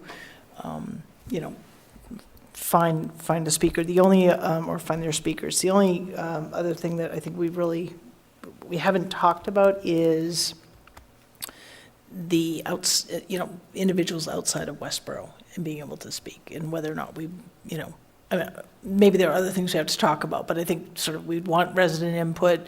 It feels like there's general kind of agreement around the format, but would we want outside organizations to be able to actually speak, or could they be part of that main presentation but not part of the broader discussion? Yeah, if I may, Alan. So I think it sounds like there's a general appetite to move forward with this, which I think is encouraging. I think there's that question of out of towners coming in. I think maybe we set up a structure by which they can have maybe one expert will come in, and they can choose how much time of their allotment is appropriate, whatever they want out of their 10 minutes or whatever it is that we decide they're going to have allocated. They can give that person 2 minutes, 5 minutes of their time. I think if we ask the Knights of Columbus and the Westborough residents for Columbus, if they want to take the charge for their 10-minute, for that 10-minute presentation, and they want, an outside, historian, outside expert to be part of that presentation, that's fine. Yeah. Don't create a second segment of time is what I'm suggesting here. I wouldn't, sorry. I guess before we say, and this might be the difference between a listening session and a public hearing, as far as, limiting, when we open the floor for the 3-minute, per person portion, as far as limiting it to residents, I guess I would maybe want guidance from town council before we. Can I ask what the hesitation is in only limiting it to residents beyond that? Let's take the 10-minute or the main presentations off.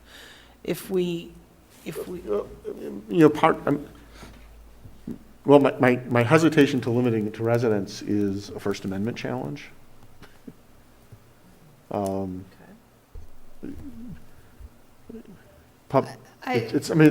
know with a public hearing, Right. you can't, I mean, fair Right, but question, this isn't that's a fair. public hearing by statute. Right. So calling it a have- public hearing just gives it that statutory connotation. which we're not doing. I think we've, Listening session. Right, So and it's it's your a listening meeting, session, so so you it's our can, meeting. just like you chose earlier tonight to have someone participate in your discussion that you hadn't planned for, that's at your discretion. okay. I'm not saying I won't ask town council, I can, I just, it's, I mean, it's your discretion. My preference is to limit to residents. For that part of it, this is a community discussion, and the discussion should come from members of the community.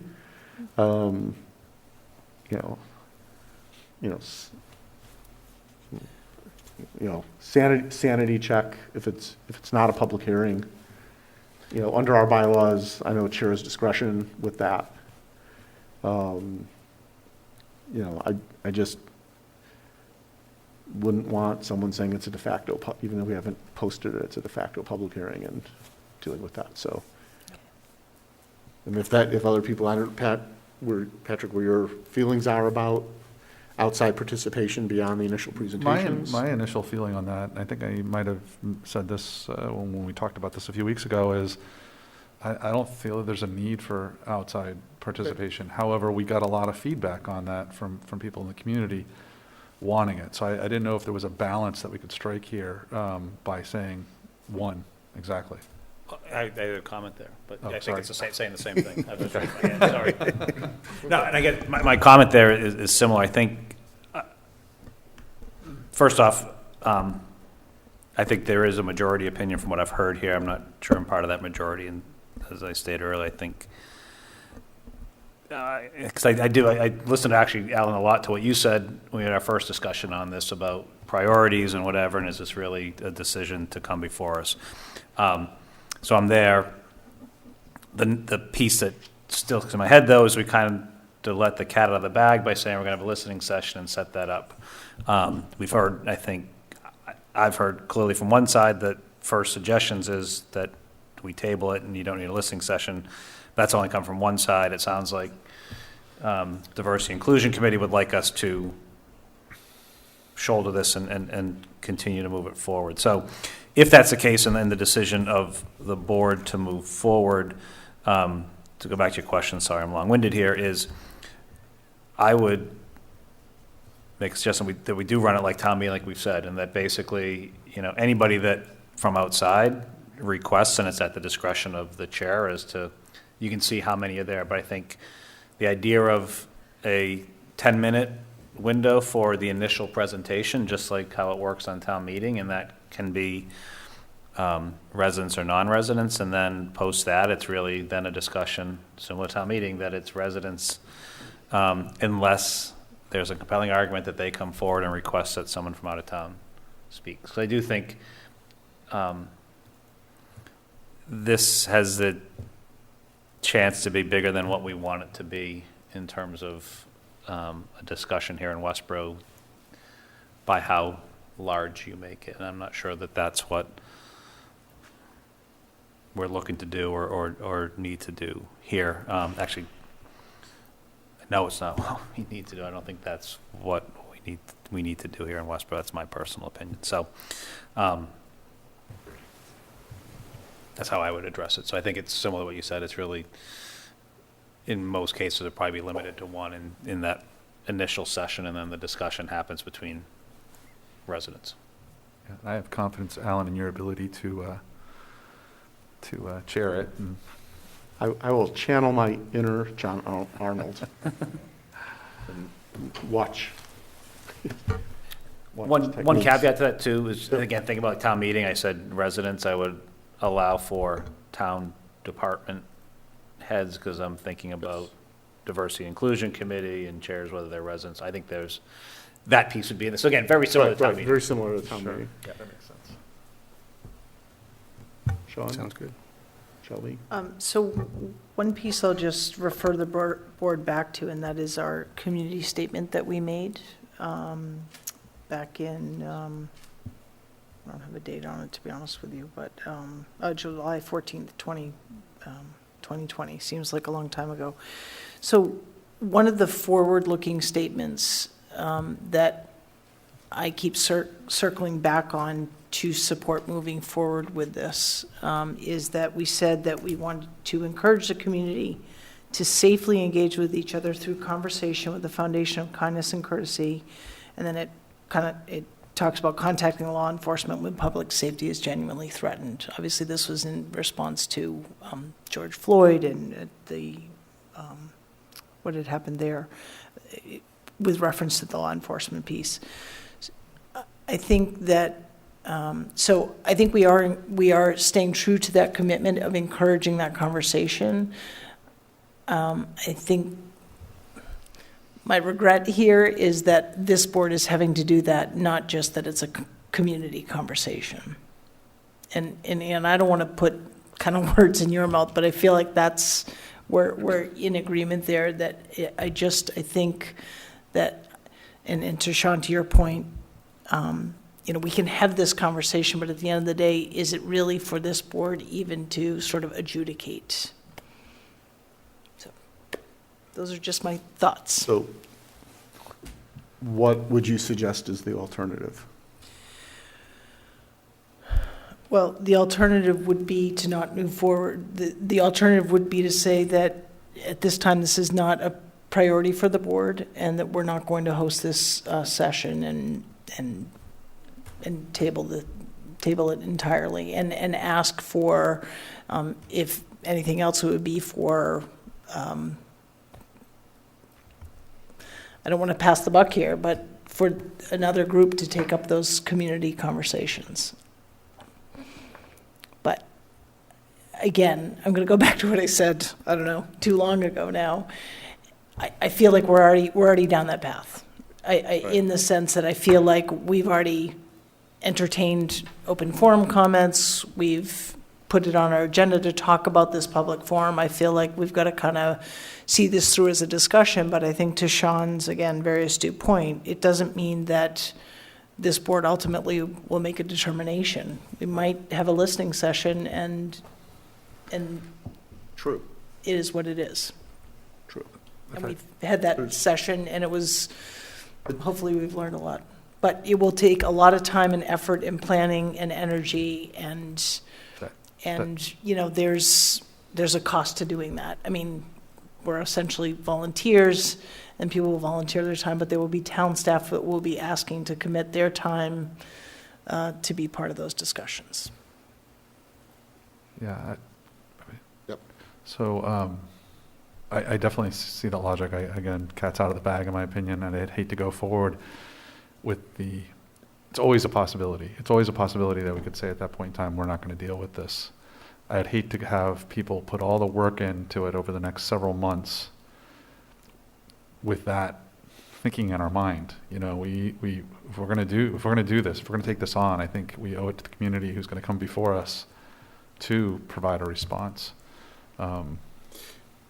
Just my 2 cents on that. The reality is, if we do the listening session and we decide not to act and not to bring it to a vote, not to adjudicate it,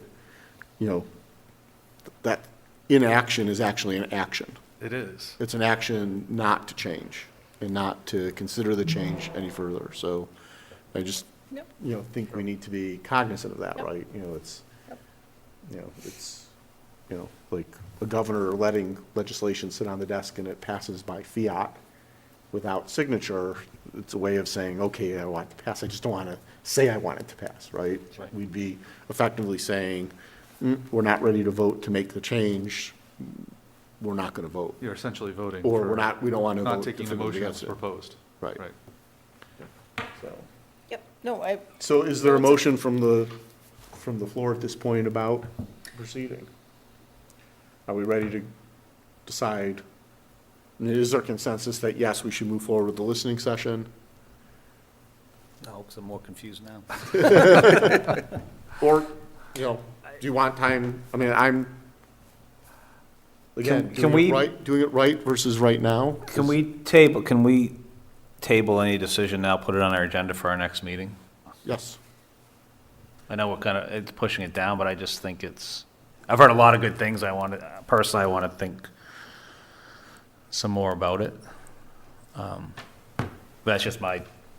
But I don't think we do any harm given the calendar of when we practically would do this. I don't think one meeting is going to harm anyone's preparation should we move forward with this. Yeah, I think that's my to that point I think if we agree that if we are going to move forward, it's not happening in the dates that were put here, that it would be sometime into 2022, then I think that communication getting out now, because I think we've heard loud and clear that if we do move forward with it, numerous people have asked for the time to properly prepare.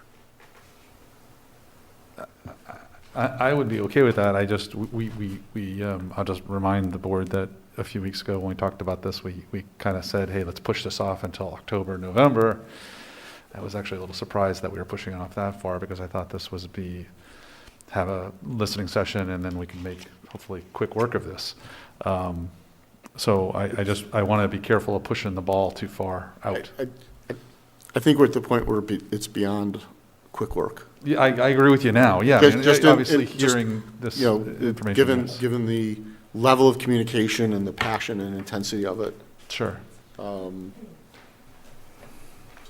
I'm comfortable that we don't entertain a motion tonight if no one wants to make one, and that we can add this to our next agenda, where we will make the decision if to move forward with the listening session, if so when, and the structure of that session.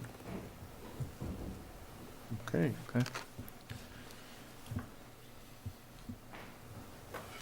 Thank you for the discussion. I think that was helpful to me. Yeah. Well, there's a lot to think about. But yeah, and Patrick, I certainly, I sense your, I don't want to put words in your mouth, your frustration maybe with the town. No, I'm not frustrated at all. Well, whatever. I'm anxious to get the work. I'm anxious to make the work. No. I hear you, but I also feel like this has been the most substantial conversation we as a board have had, because we really heard from the Diversity and Inclusion Committee, and there was some discussion, and then it's been all sort of community and receiving. You weren't there at that meeting either, I think. Yeah. And yeah. I watched it, but then. So I mean, I think sure. If I were sitting in the community, this is what I would expect of this board and that process. And sure. Makes sense. Okay. So next on the agenda is discussion and vote to amend policies, our flag policy and our signs on the Rotary policy. I don't know if Chris, do you want to make the introduction, or if not, Patrick, I'll turn the floor over to you. Yeah, sure. I can. This is your initiative. Yes. There's a lot of work behind it. Thank you. So first of all, I'd like to say thank you to Member Kehoe on helping me with the work over the last couple times. We have met a couple of times. The last time we met was last Friday. And I again thank him for the research that he had done and brought forward some information from other towns and communities that had similar types of policies that we needed to kind of maybe look at. I sent in the packet hopefully something that the board would help the board a little bit to remind us all on what we discussed last time and some of the changes there. My suggestion would be that we go through the flag policy first. I think that is close. I think that's pretty clean and pretty close. So let's try to get that one out of the way, and then we can deal with the Rotary policy. Is that good for everyone? All right. I'm seeing heads nod. Yes. Yep.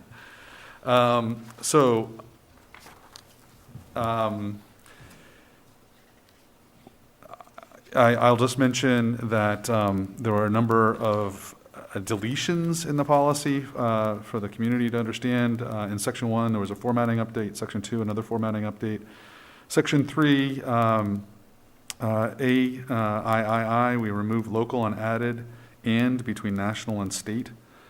Section 4 were other country flags through select board approval. We removed that entire section. We moved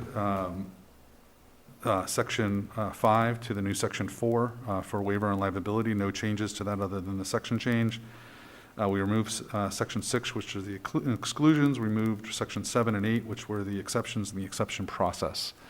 Are there any other changes to this that the board would like to discuss and make modifications to outside of those?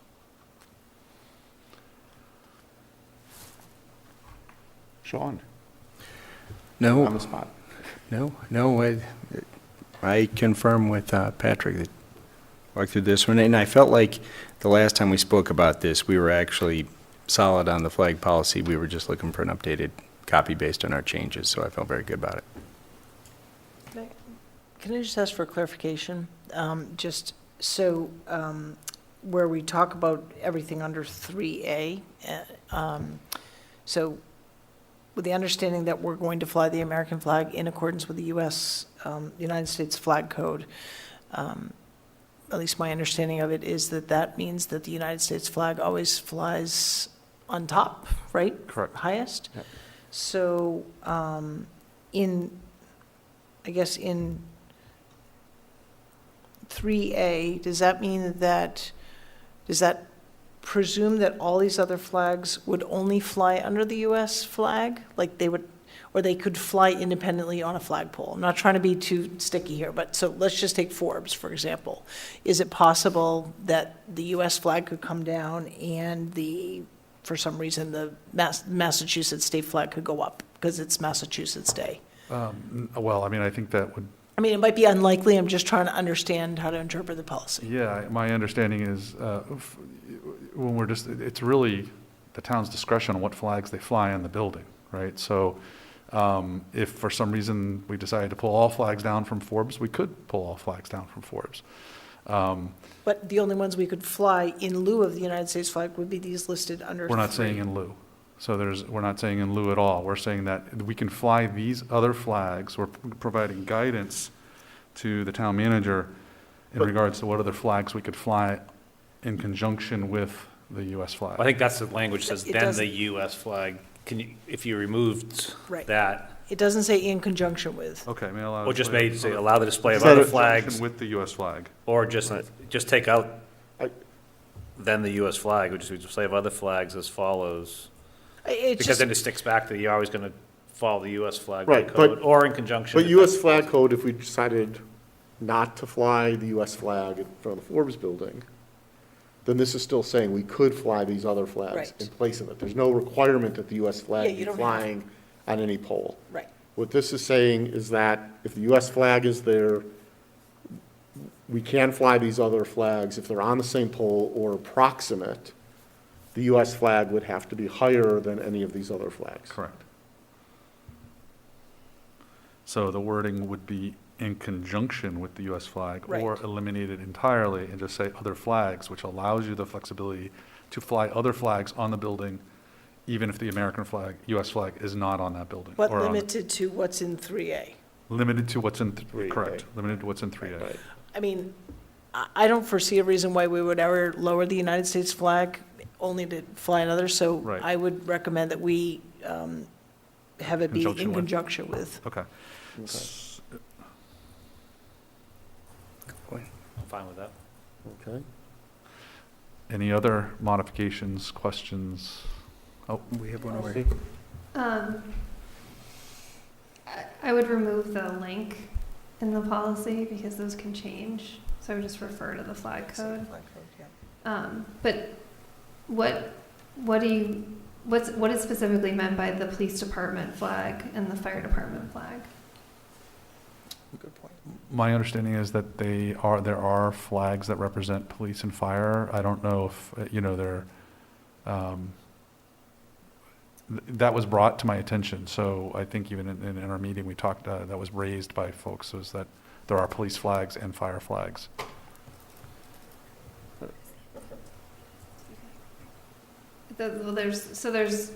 There's a flag that shows like the fire Like sort of the symbol. seal, right. Yeah. But then there's like the thin red line flag. Right. So I would just want to know which one we meant. I'm talking about the fire department flag, not the Okay. thin red line flag. And not the thin blue line. That's how I would I would Like the interpret. seal, like Yeah. fire. Yeah, the fire department seal, the police department So seal. flag with insignia.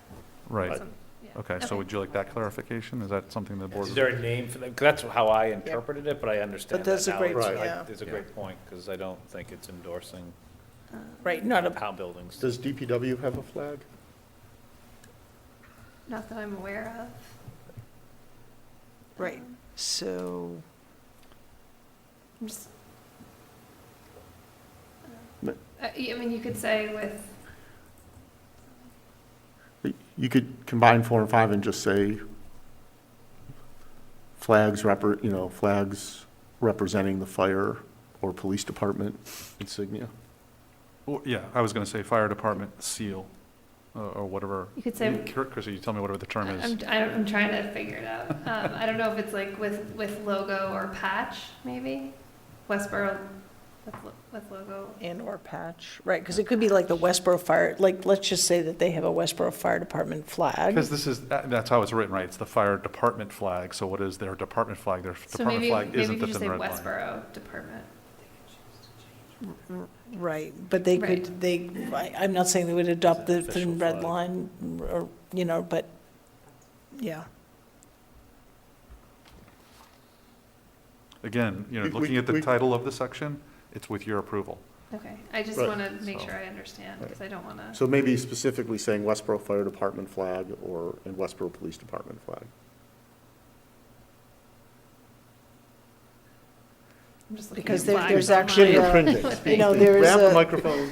There's a fire warning flag, not Well, as again, an I mean, AM, I but, think we want something that represents our fire department, in our community, right? So, Christie, I mean, I'm really, Okay. I'm leaving it up Sure. to you to interpret that. I think the rest of the board, I've heard from, have expressed that the thin red line would not be appropriate, or the Well- thin blue line would not be appropriate, so. I'm not sure, I'm not an expert, I mean, if you just quickly, it represents courage, it represents a lot of things, it doesn't necessarily represent something political, right? So again, I'm comfortable with Christie making that decision, or town manager, and if it becomes an issue, then the board We'll revisits it. Right. I can't imagine it would be, but I have faith in Christie that she'll make the right decision. Likewise. Other comments, questions? Considerations? Do we Okay. know what should that be not 9/11 or 9/11 flag? Is that 9/11? Is that what that means? No, this means, What is that? so I was under the impression right, okay, so you're asking if it should be 9/11 for September 11th flag? Well, I don't know what a So- 911 flag is. Or 911, like the emergency responder. I don't know if there's an emergency responder flag, but I think there is a September 11th flag. So do we want to differentiate that? Is that a town flag, or would that fall under national and state days of celebration and/or remembrance flags? That would fall under there. Yeah, I think we can strike 6, the 9/11 flag, because it would be national. And I'm not sure if there's one, I don't know. I know people sell 9/11 memorial flags, usually it's an American flag with the date on it. Right, but I feel like there are Yeah, lots of I'm not different sure there's- variations, right? Yeah, that's the Twin Standard one or Towers, something you that's know, I've been seen those, right. Done with the towers. and Okay, things. so strike 6. Strike Anything 6. else? No. All right, so I heard 3 changes. Let me just quickly go over them, and then do we take a motion to approve based on those changes? As amended, yes. Okay, so the 3 changes I heard was, first of all, under section 3A, modify so that it states display of other flags in conjunction with the U.S. flags. Next change was to clarify section 3A4 and 3A5, which are the fire department flag and police department flag, to be the Westborough Fire Department flag and the Westborough Police Department flag, with the intention of it being the seals. And then thirdly is to remove section 3.6, which is the currently listed as the 9/11 flag. Was there a question to remove the link? Oh, sorry, I missed that one. Yep, link, you're right, I did have that here. Remove the link. So those 4 changes. Sean, You want to move it as amended? yeah, move as amended. Second. Moved and seconded. Any further conversation? Seeing none, we'll move to a vote. All in favor? Vote is 5-0, 5 being present. Nice job, yours. That's my Nice first job. one to get through. Thank you all. Good job. Democracy is hard work. Though we're all good, we still made 4 changes. I'm not. Okay, signs in the Rotary policy. All right, let's try to make good time on this one, too. Okay, so signs in the Rotary. Just to review the modifications quickly.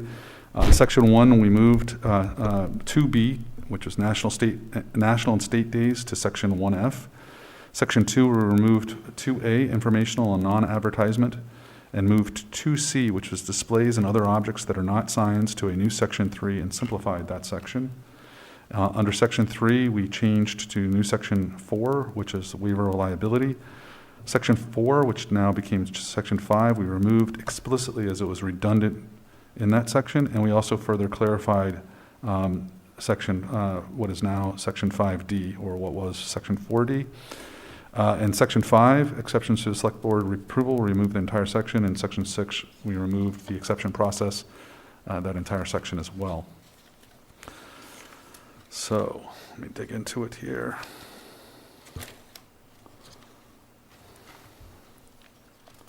Sorry, there it is, okay. I'll do the same process. Any questions about any of those modifications or other modifications that the board would like to see or talk about? Yeah, so I think a couple of things. So on Section 2, we're basically now just saying you can hold signs. And we made the size a little bigger, just so that nobody was like going out there to measure your sign. We're like, okay, 12 feet square should be like, and that an individual had to hold the sign. So it's not like 5 people holding a billboard out there or something. That's right, Sean, thank you for reminding me. There were 2 modifications after I sent that over. One was in Section 2 where we said add by an individual. Add by an individual, and also changed it to the 12 square feet. And then under Section 3C, we said remove and point to the Lyman Street sign. So basically, local club and events would all be posted on the Lyman Street. So you're going to remove that C. Going to remove C altogether. That makes sense to me. Okay. Yeah. And I think what we're also saying is, and see if we've actually conveyed this properly, is that there really shouldn't be written signs out there staked in the ground. Like, it's unsafe. And I think, Shelby, I think you've brought this up before, like people trying to read signs that are staked in the ground as they're circling the Rotary. It's more of a safety issue with crosswalks into and out of the Rotary, and so I think we were sort of trying to convey that. Except for those that are in 1A through G. Or 2. Well, we're saying you can hold a sign, and so you can hold a. Yeah. Right, and we wanted to. Candidacy and advocacy sign. Right, we wanted to prevent people from holding up a billboard, basically, right? That's why we created the size limitation. Originally, it was 6 square feet. Sean made the point, hey, let's allow some flexibility there so we're not out there measuring them. Sure. No, that's a good point. And then, really, this is about trying to give the guidance to the town manager as well as the community as to what they can expect if they need to come before us with a sign. We also wanted to accommodate, obviously, First Amendment rights with religious events and celebration and the right to peaceably assemble and all of those good things, right? So, and so and then in Section 5, we also actually there was one more there too. We in exception and exclusions removed as this impacts whether other signage types. So.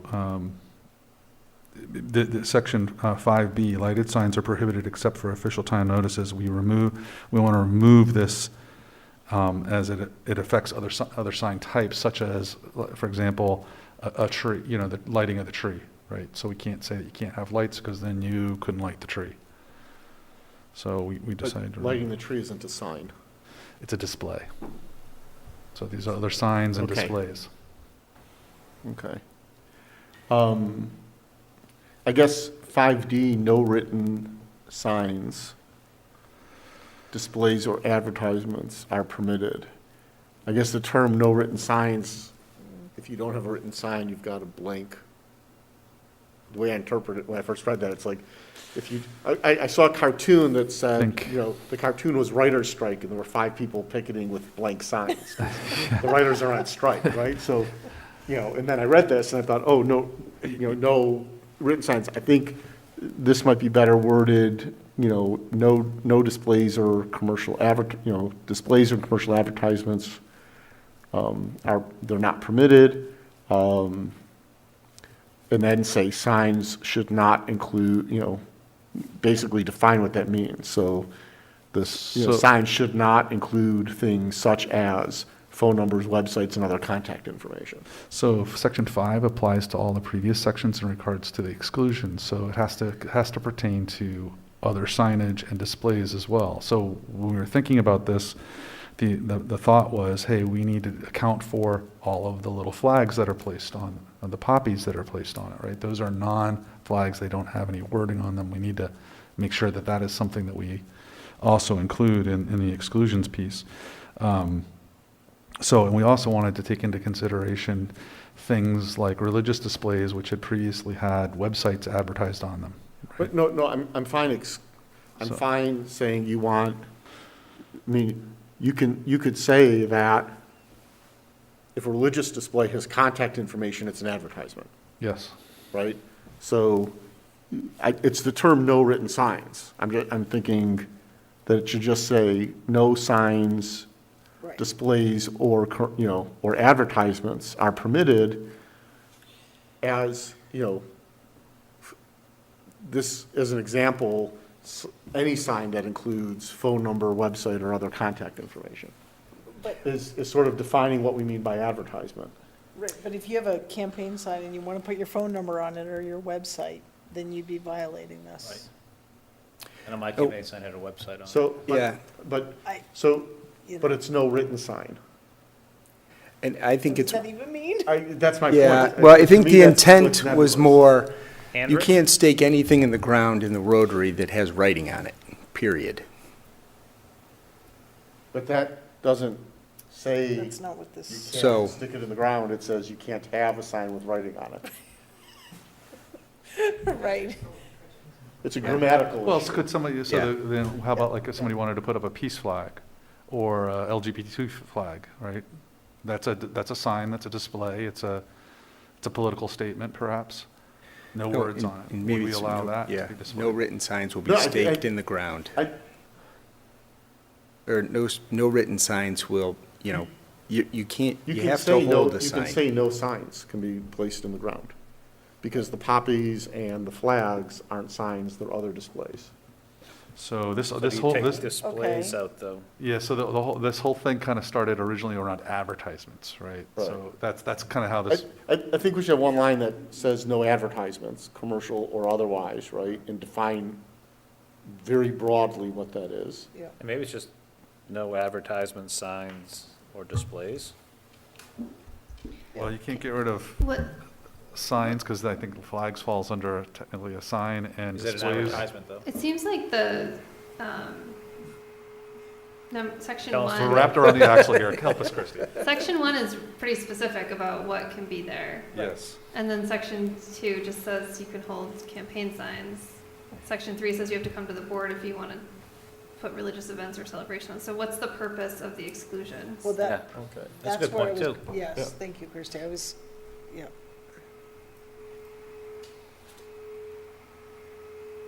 So is there anything in, Good I point. think, 3 that we're concerned, is there anything in 3 that we're concerned about that leaves us Right. sort of Open. open? Yeah, I mean, so, yeah, I mean, just take exclusion 5A as an example, right? The idea is, could somebody interpret something in 2 or 3 that would allow them to publicly put something out that was in violation of hate speech?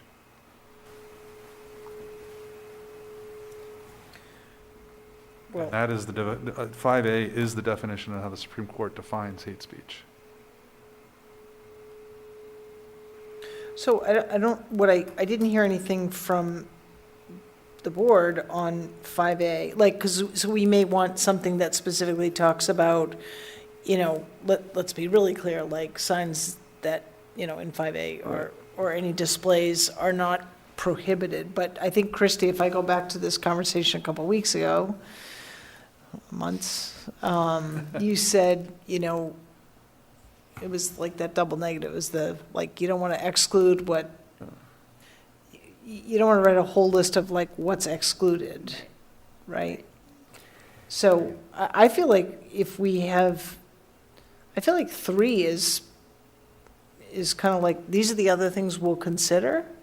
And if it's not here and it's not in 1 and 2, then it's not allowed. Right. So the question is whether or not are you going to have people who could say, well, listen, I did something under the consideration of 3, a religious event, or a memorial event that could be, we're not telling them that it can't be lighted, right? If there's no process for them to come in before the board and say, here's what my sign is going to look like, we've eliminated that whole process. No, but they have to in 3. They still have to come before the board. Correct, but we've not told them exactly what is expected of them when they become, so they could come before us if we've not explicitly said eliminate. Essentially what we're eliminating is a step for them to say, hey, I'm not going to put in my proposal a lighted sign. Right, so, but maybe the word I'm struggling with is exclusions or something. Maybe it's, Guidance. sorry, Ian, I'm not trying to hurt your head. No, I hear what you're saying. Maybe it's like guidance, and maybe it is exclusions, but then when Go back to what Christie said, though, for a second. Right, but saying signage with specific threats or violence, against a person or group are prohibited. I'm comfortable with that statement. I'm actually comfortable with lighted signs are prohibited except for official town notices. Although we're removing that one. I don't think we need to, because that's not a display. So I don't think it affects lighting the trees, because the trees aren't signs. You've defined what a sign is earlier, and it's different than a display. I don't think it impacts other signage types. So we can remove 5B. No, I think you leave 5B as lighted signs are prohibited except for official town notices, right? So that signage can't be lit. It doesn't mean we prevent the trees from getting lit up. That's not signage. Right, so, but it would, using that, if the Rotary Club has season's greetings on the, the stadium where everyone gathers, and it's lit, so that would not be allowed. Or if Westborough High School is having a night parade and it said, congratulations, seniors, it could not be lit because would be a lit sign, right? I mean, that's kind of what we're saying. Right. Okay. Okay. We could follow zoning laws and say it can't be backlit. So when I'm thinking of lit signs, maybe this is delineation, you make an interesting point there, Shelby, right? I was thinking of signs that literally are internally lighted. okay. Here's a flashing blink, blink, blink, Okay. But what you're describing is, hey, I have a sign here. It has a light pointing at it, right? Right. There's a difference, I think, in that, right? Okay. But I think do you know how hard the planning board works on the sign stuff, internally lit, neon fused? Right, I mean, exactly. we're gonna drive ourselves crazy on this. So leave it as. So do we remove, going back to Christie's point, do we just remove the whole exclusion section? Or is there something that's valuable in that section? If we remove it, we could do a separate document that town manager's office hands out to people. Well, I do think I think 5A. I think 5A is helpful. 5A is helpful. I think 5A could stand on its own. And or based on just as 5. conversation, we could pull 5B. Okay, so pull 5B, keep 5A. Right, and I think. Motion devices intended to attract attention are prohibited.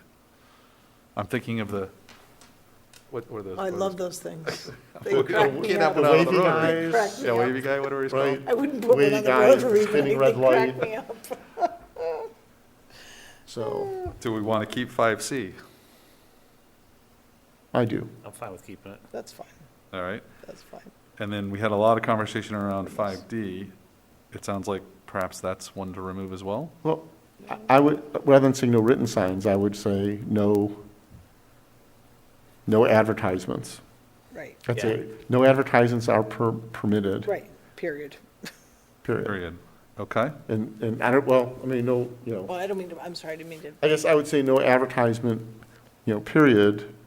No advertisements are permitted comma, including signs with phone numbers, websites, and other such as signage with Right. websites, contact, and other. And I didn't want to just be limited, so that's why I said, but not limited to. Just grammatical, I don't Yeah, I think know, you we put need to fix no the writ- sentence. Yeah, Yeah. the sentence itself, but, 'cause I do think you need something here, because actually when I looked at this first and I saw candidacy and advocacy signs, if you don't say advertisements are excluded, someone could say, Bless you. That's an, I'm advocating for my karate business. I'm just advocating for it, I'm not advertising it, I'm Oh, advocating. good point. So, I just say no commercial advertisements. Yeah. Yeah. Well, I think previously we discussed having no advertisements, because one of the issues have been religious organizations doing displays and putting contact information, and feedback that, the feeling that that was advertising, even though it's nonprofit and not a commercial entity. So I'm comfortable with no commercial advertisements, I'm more comfortable with just no advertisements. all right, so I've got that. And then the last one is kind of a catch-all, 5C. Where's 5C? I don't see anything. Or is that 5E? It's 5E. He's editing real My time, bad, so. my bad eyesight there. So I'm not, I'm not sure we need that, simply because we say, here's what's allowed. And within those, here's some rules, which Yeah, I are the don't think we need that one. exclusions. Everything else that by definition is. Has to be approved by us, if it's not, then it doesn't. Right. So one of the reasons why this was brought to the board was, there were some questions about the policy as it related to the veterans displays. So I just want to make sure that we feel comfortable that a display such as that is covered under 3B. That's the intent. So it would be allowed as a standing sign. That is correct. Okay. And, Now, my question to you is, would you like that moved into section 1? No. no, No. no. You want them to come before us every year? Okay. Yeah. All right. Well, I think we wanted to come before, but we could, it doesn't say we have to approve it every year, we could approve it for a number of years. Number of Right. years or something. I Okay. think it still should come before us and we should approve it, Okay. than just a Right. blanket approval. So what is no longer in here either is a duration of time of signs. So, under number one, I'm comfortable that those are probably going to be short in duration, right? In number 3, we don't specify, remember we were talking about 10 days before, 5 days after, all of that. I don't think we need to, but I think if those come before us. We can they come specify at back, that time. We can specify at that Yep. time, because part of it also is, the timing of the holiday, right? And part of it would be the timing of why they're doing it, around what type of event or holiday or commemoration, and then it sort of falls to, Yeah, I do think you it's want- part of how our many days approval. before, how many days I just want to after? make sure we're covered, that we're Yeah. comfortable with that. So that's fine. I'm good with that. Should this section 5 be prohibitions rather than exclusions? Everything says it's prohibited. Sure, Sure, like it. very cool. Nice Thank you, job, Kim. Kim. Thank you. Kim, you should have said it. Kim, the dictionary. Thesaurus. Thesaurus, right, Yeah. thank you. Awesome. Wait, lighted signs are excluded or what, I'm sorry, I didn't get the change. The header The header. exclusions. Oh, To me, I see. exclusions is I see. left out. prohibitions. Connotation could be it's covered She's just somewhere copying else. me. Prohibition, it's expressly denied. Right. Everything is I feel like I prohibited. just went back to the 20s. Okay. Okay, so, So you actually could take out the word prohibited then in there, because it says prohibition, so it could just be signage to offensive violence. Targeted against a person or group, period. It's not approved by Everything's select board. prohibited because of prohibition, right? Yeah. Yeah. Simplify it. say that again? If you make the thing prohibitions, Yes. then you can get rid of are prohibited from all the things. Oh, underneath the it. individual, right, it just You becomes a have to list. Put a bullet list of what it is. Yeah, yeah, Right. yep, okay. Okay. So I'm getting the sense that I don't think we're ready. There's some Too many changes. things. I think if we Too many can things, yeah. write this and then If you can provide us a clean copy for Yeah. the next blue meeting. line and a clean copy, Yep. the kind of Blue line would be revised and a great. clean copy would be great. Yep. Will do. Yep, great. I think we're there, though. Great, thank you. Great job. Nice job, you guys, thank you. Okay, next on the agenda, discussion vote, approve and execute acceptance of an easement at 120 West Main Street. This is for drainage. So this is just an area of town in front of the United Methodist Church where there's drainage issues, and so the DPW worked with the property owner to obtain these easements. Would you like a motion? Sure. I move pursuant to General Law, Chapter 83, Section 4, to accept a drainage easement from the United Methodist Church of Westborough, Inc. on property located at 120 Main Street for town drainage purposes. West Main Street. Oh, did I not say that? You didn't say west. West Main Street, sorry. Moved, do I have a second? Second. Thank you. Moved and seconded. Any questions, comments? Seeing none, move to vote. All in favor? 5-0, 5 being present. Let's make up some ground here. Next on the agenda is discussion vote, approve and execute accepting the easement from Massachusetts Department of Transportation on Fisher Street. We had some conversation about this one while we were back talking about the warrant article, Yesterday. I believe. I forgot what I was going to say. So the motion, I believe the motion. the motion is on your paper copy of the agenda item form. I know that you had said, we had talked previously about making this motion contingent on obtaining, or sorry, contingent on failure to obtain an extension from Mass DOT. Yes. Okay, so I will create and read the motion and someone can say so moved. Yes. So moved contingent upon failure of the town to receive an extension on the easement process from the Massachusetts Department of Transportation, to approve the Conservation Commission's acceptance of a trail easement from the Commonwealth of Massachusetts in, on, and under the parcel of land shown as parcel 16-EG-1 on plan entitled the Massachusetts Department of Transportation Plan of Road in the town of Westborough, Worcester County, altered and laid out as a state highway by the Massachusetts Department of Transportation, scale 20 feet to the inch, except as noted. So moved. Contingent on. I said contingent up front. In the beginning, yep. Missed it. So, I'll second it. Sean moved it. okay. Moved and seconded. Any other further conversations? Seeing, hearing none. Take a vote. All in favor? 5-0, 5 being present. You comfortable with that? Okay, good. Okay, great. Okay, discussion on our comprehensive fiscal management policy amendment, specifically OPEB funding strategy. I was gonna on the recommend agenda. that Move we. to another Move this to meeting. another Yeah. meeting because it's going to take some time Yeah, and we still I'm have many sorry. things. I just, No, I was gonna say that. Nope, that's fine. I still have I to. did present it at the, I'm gonna talk about it anyway. I did present it at the budget summit, so if anyone has any specific questions, this won't really come to you for a vote until the AFC recommends it, Yeah. and they haven't done that yet, so. but you did present it. Yes. Okay, Yeah. so we to can present, watch that. So we have information. Okay. Well, I presented it at the AFC and then also at the budget Budget summit. summit, yeah. Yeah, yeah. So, okay, so next on the agenda is request to appoint Nancy Armitage as a trustee to the Westborough Affordable Housing Trust. In our packets, we have her letter of interest. She also has gained the support of the current Board of Trustees for her to join the board. As a member of that, as a trustee, I will move to appoint Nancy Armitage as a trustee to the Westborough Affordable Housing Trust for a term to end June 30th, 2023. I'll second that. Moved and seconded. Any questions, comments?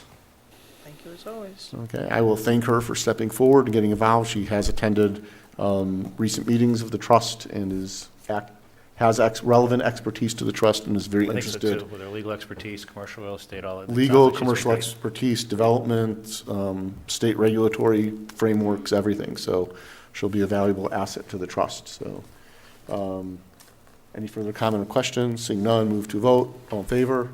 It passes 5-0, 5 being present. Next on the agenda is our minutes from the September 14, 2021 meeting of this board. I'll move the approval of the meeting minutes of September 14th, 2021. Second. Okay, are there any comments or corrections?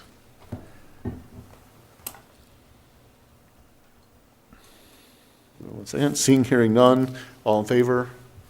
The minutes are approved on a vote of 5-0, 5 being present. Ian, as vice chair, would you like to make the motion to move into executive session? You missed issues and correspondence. Oh, you're right. I'm sorry. I did that because it's where I put my notes. I'm sorry. Next on the agenda is issues and correspondence. Sean, you're first. Nothing this evening, thank you. Shelby. No, thank you. Patrick. I just have one thing. I'll just remind the community that the Little Free Pantry is open behind St. Stephen's Church. I attended the opening of it a week or so ago, and it was really a fantastic piece of work that those folks did. So I encourage everybody to look into more of it by searching on Google Little Free Pantry in Westborough, and you'll get a lot of great information about it. Ian. Just two quick things. First, just a reminder for the Arts and Common event coming up this Saturday on Bay State Commons. I think it's 10 to 5, but encourage the community. It's a great community event. Encourage folks to come out and support the arts with artists, artisans, music, etc. And second, as we know, we had a serious accident in town on Saturday evening, and just expressing thanks and soon would be on all of the board for the police department, fire department, and the DPW for the work that they performed, as they always do, but in difficult situations. And a lot of times the DPW isn't involved, but was involved there in terms of hazardous waste spills, and they were called out. So I just wanted to say thank you to them, and maybe ask through the chair to the town manager to express that out to those departments on our behalf if the board is so inclined. I'll get back. Shelby came up with something. I'll get back to in a second, because my one issue in correspondence this evening is actually related to that. In the last several weeks, there have been a number of high-profile events in the community involving tragedies that are first responders. And several residents have reached out to me asking if the town has services for first responders to deal with trauma and stress. And that aspect of the job. I'm proud to have been readily able to say, yes, we do have programs in place for them. And I just want to express my appreciation for members of the public thinking about the health and well-being of our first responders. And I found that, nice, very nice and moving. So if our town manager can also relay to our police and fire chief that that the community recognizes the stress and the trauma involved in the work, and are interested in the emotional, mental, and general well-being of our first responders. Shelby. I apologize. As your representative to the Community Preservation Act Exploratory Committee, I neglected to share with you and to the public two public information sessions that are being held. One is tomorrow night, Wednesday the 29th at 7 p.m. at the Forbes Municipal Building. So an opportunity for the community to come out and really ask questions. And I encourage you to visit the town's website, where there's like a quiz you can take to make sure it answers your questions and you have a good understanding of what the CPA is. And then the second meeting is going to be on Thursday, October 7th at 7 p.m. at the fire station. So encourage folks to attend, and want to thank the committee for all their hard work. Okay, great. Thank you very much. Okay, now, Ian. You can actually take collective bargaining out of your motion. Oh, good. Okay. I move to enter executive session. Now you're going to confuse me, it's so late. Sorry. Under Mass General Law, Chapter 30A, 21A7, to comply with or act under the authority of the Select Board to approve executive session minutes. But you still need to do litigation. Oh, okay. Sorry. And Mass General Law, Chapter 30A, Section 21A3, discuss strategy with respect to litigation as well. As chair, I declare that an open meeting would have a detrimental effect on the board's bargaining and, well, on the board's litigating position. The board will not reconvene in open session following the executive session. Is there a second? I'll second that. Okay, roll call vote. Patrick? Welch, yes. Ian? Johnson, yes. Edinburgh, yes. Marshall, Shelby? yes. Keo, yes. Vote of 5-0. We are in executive session.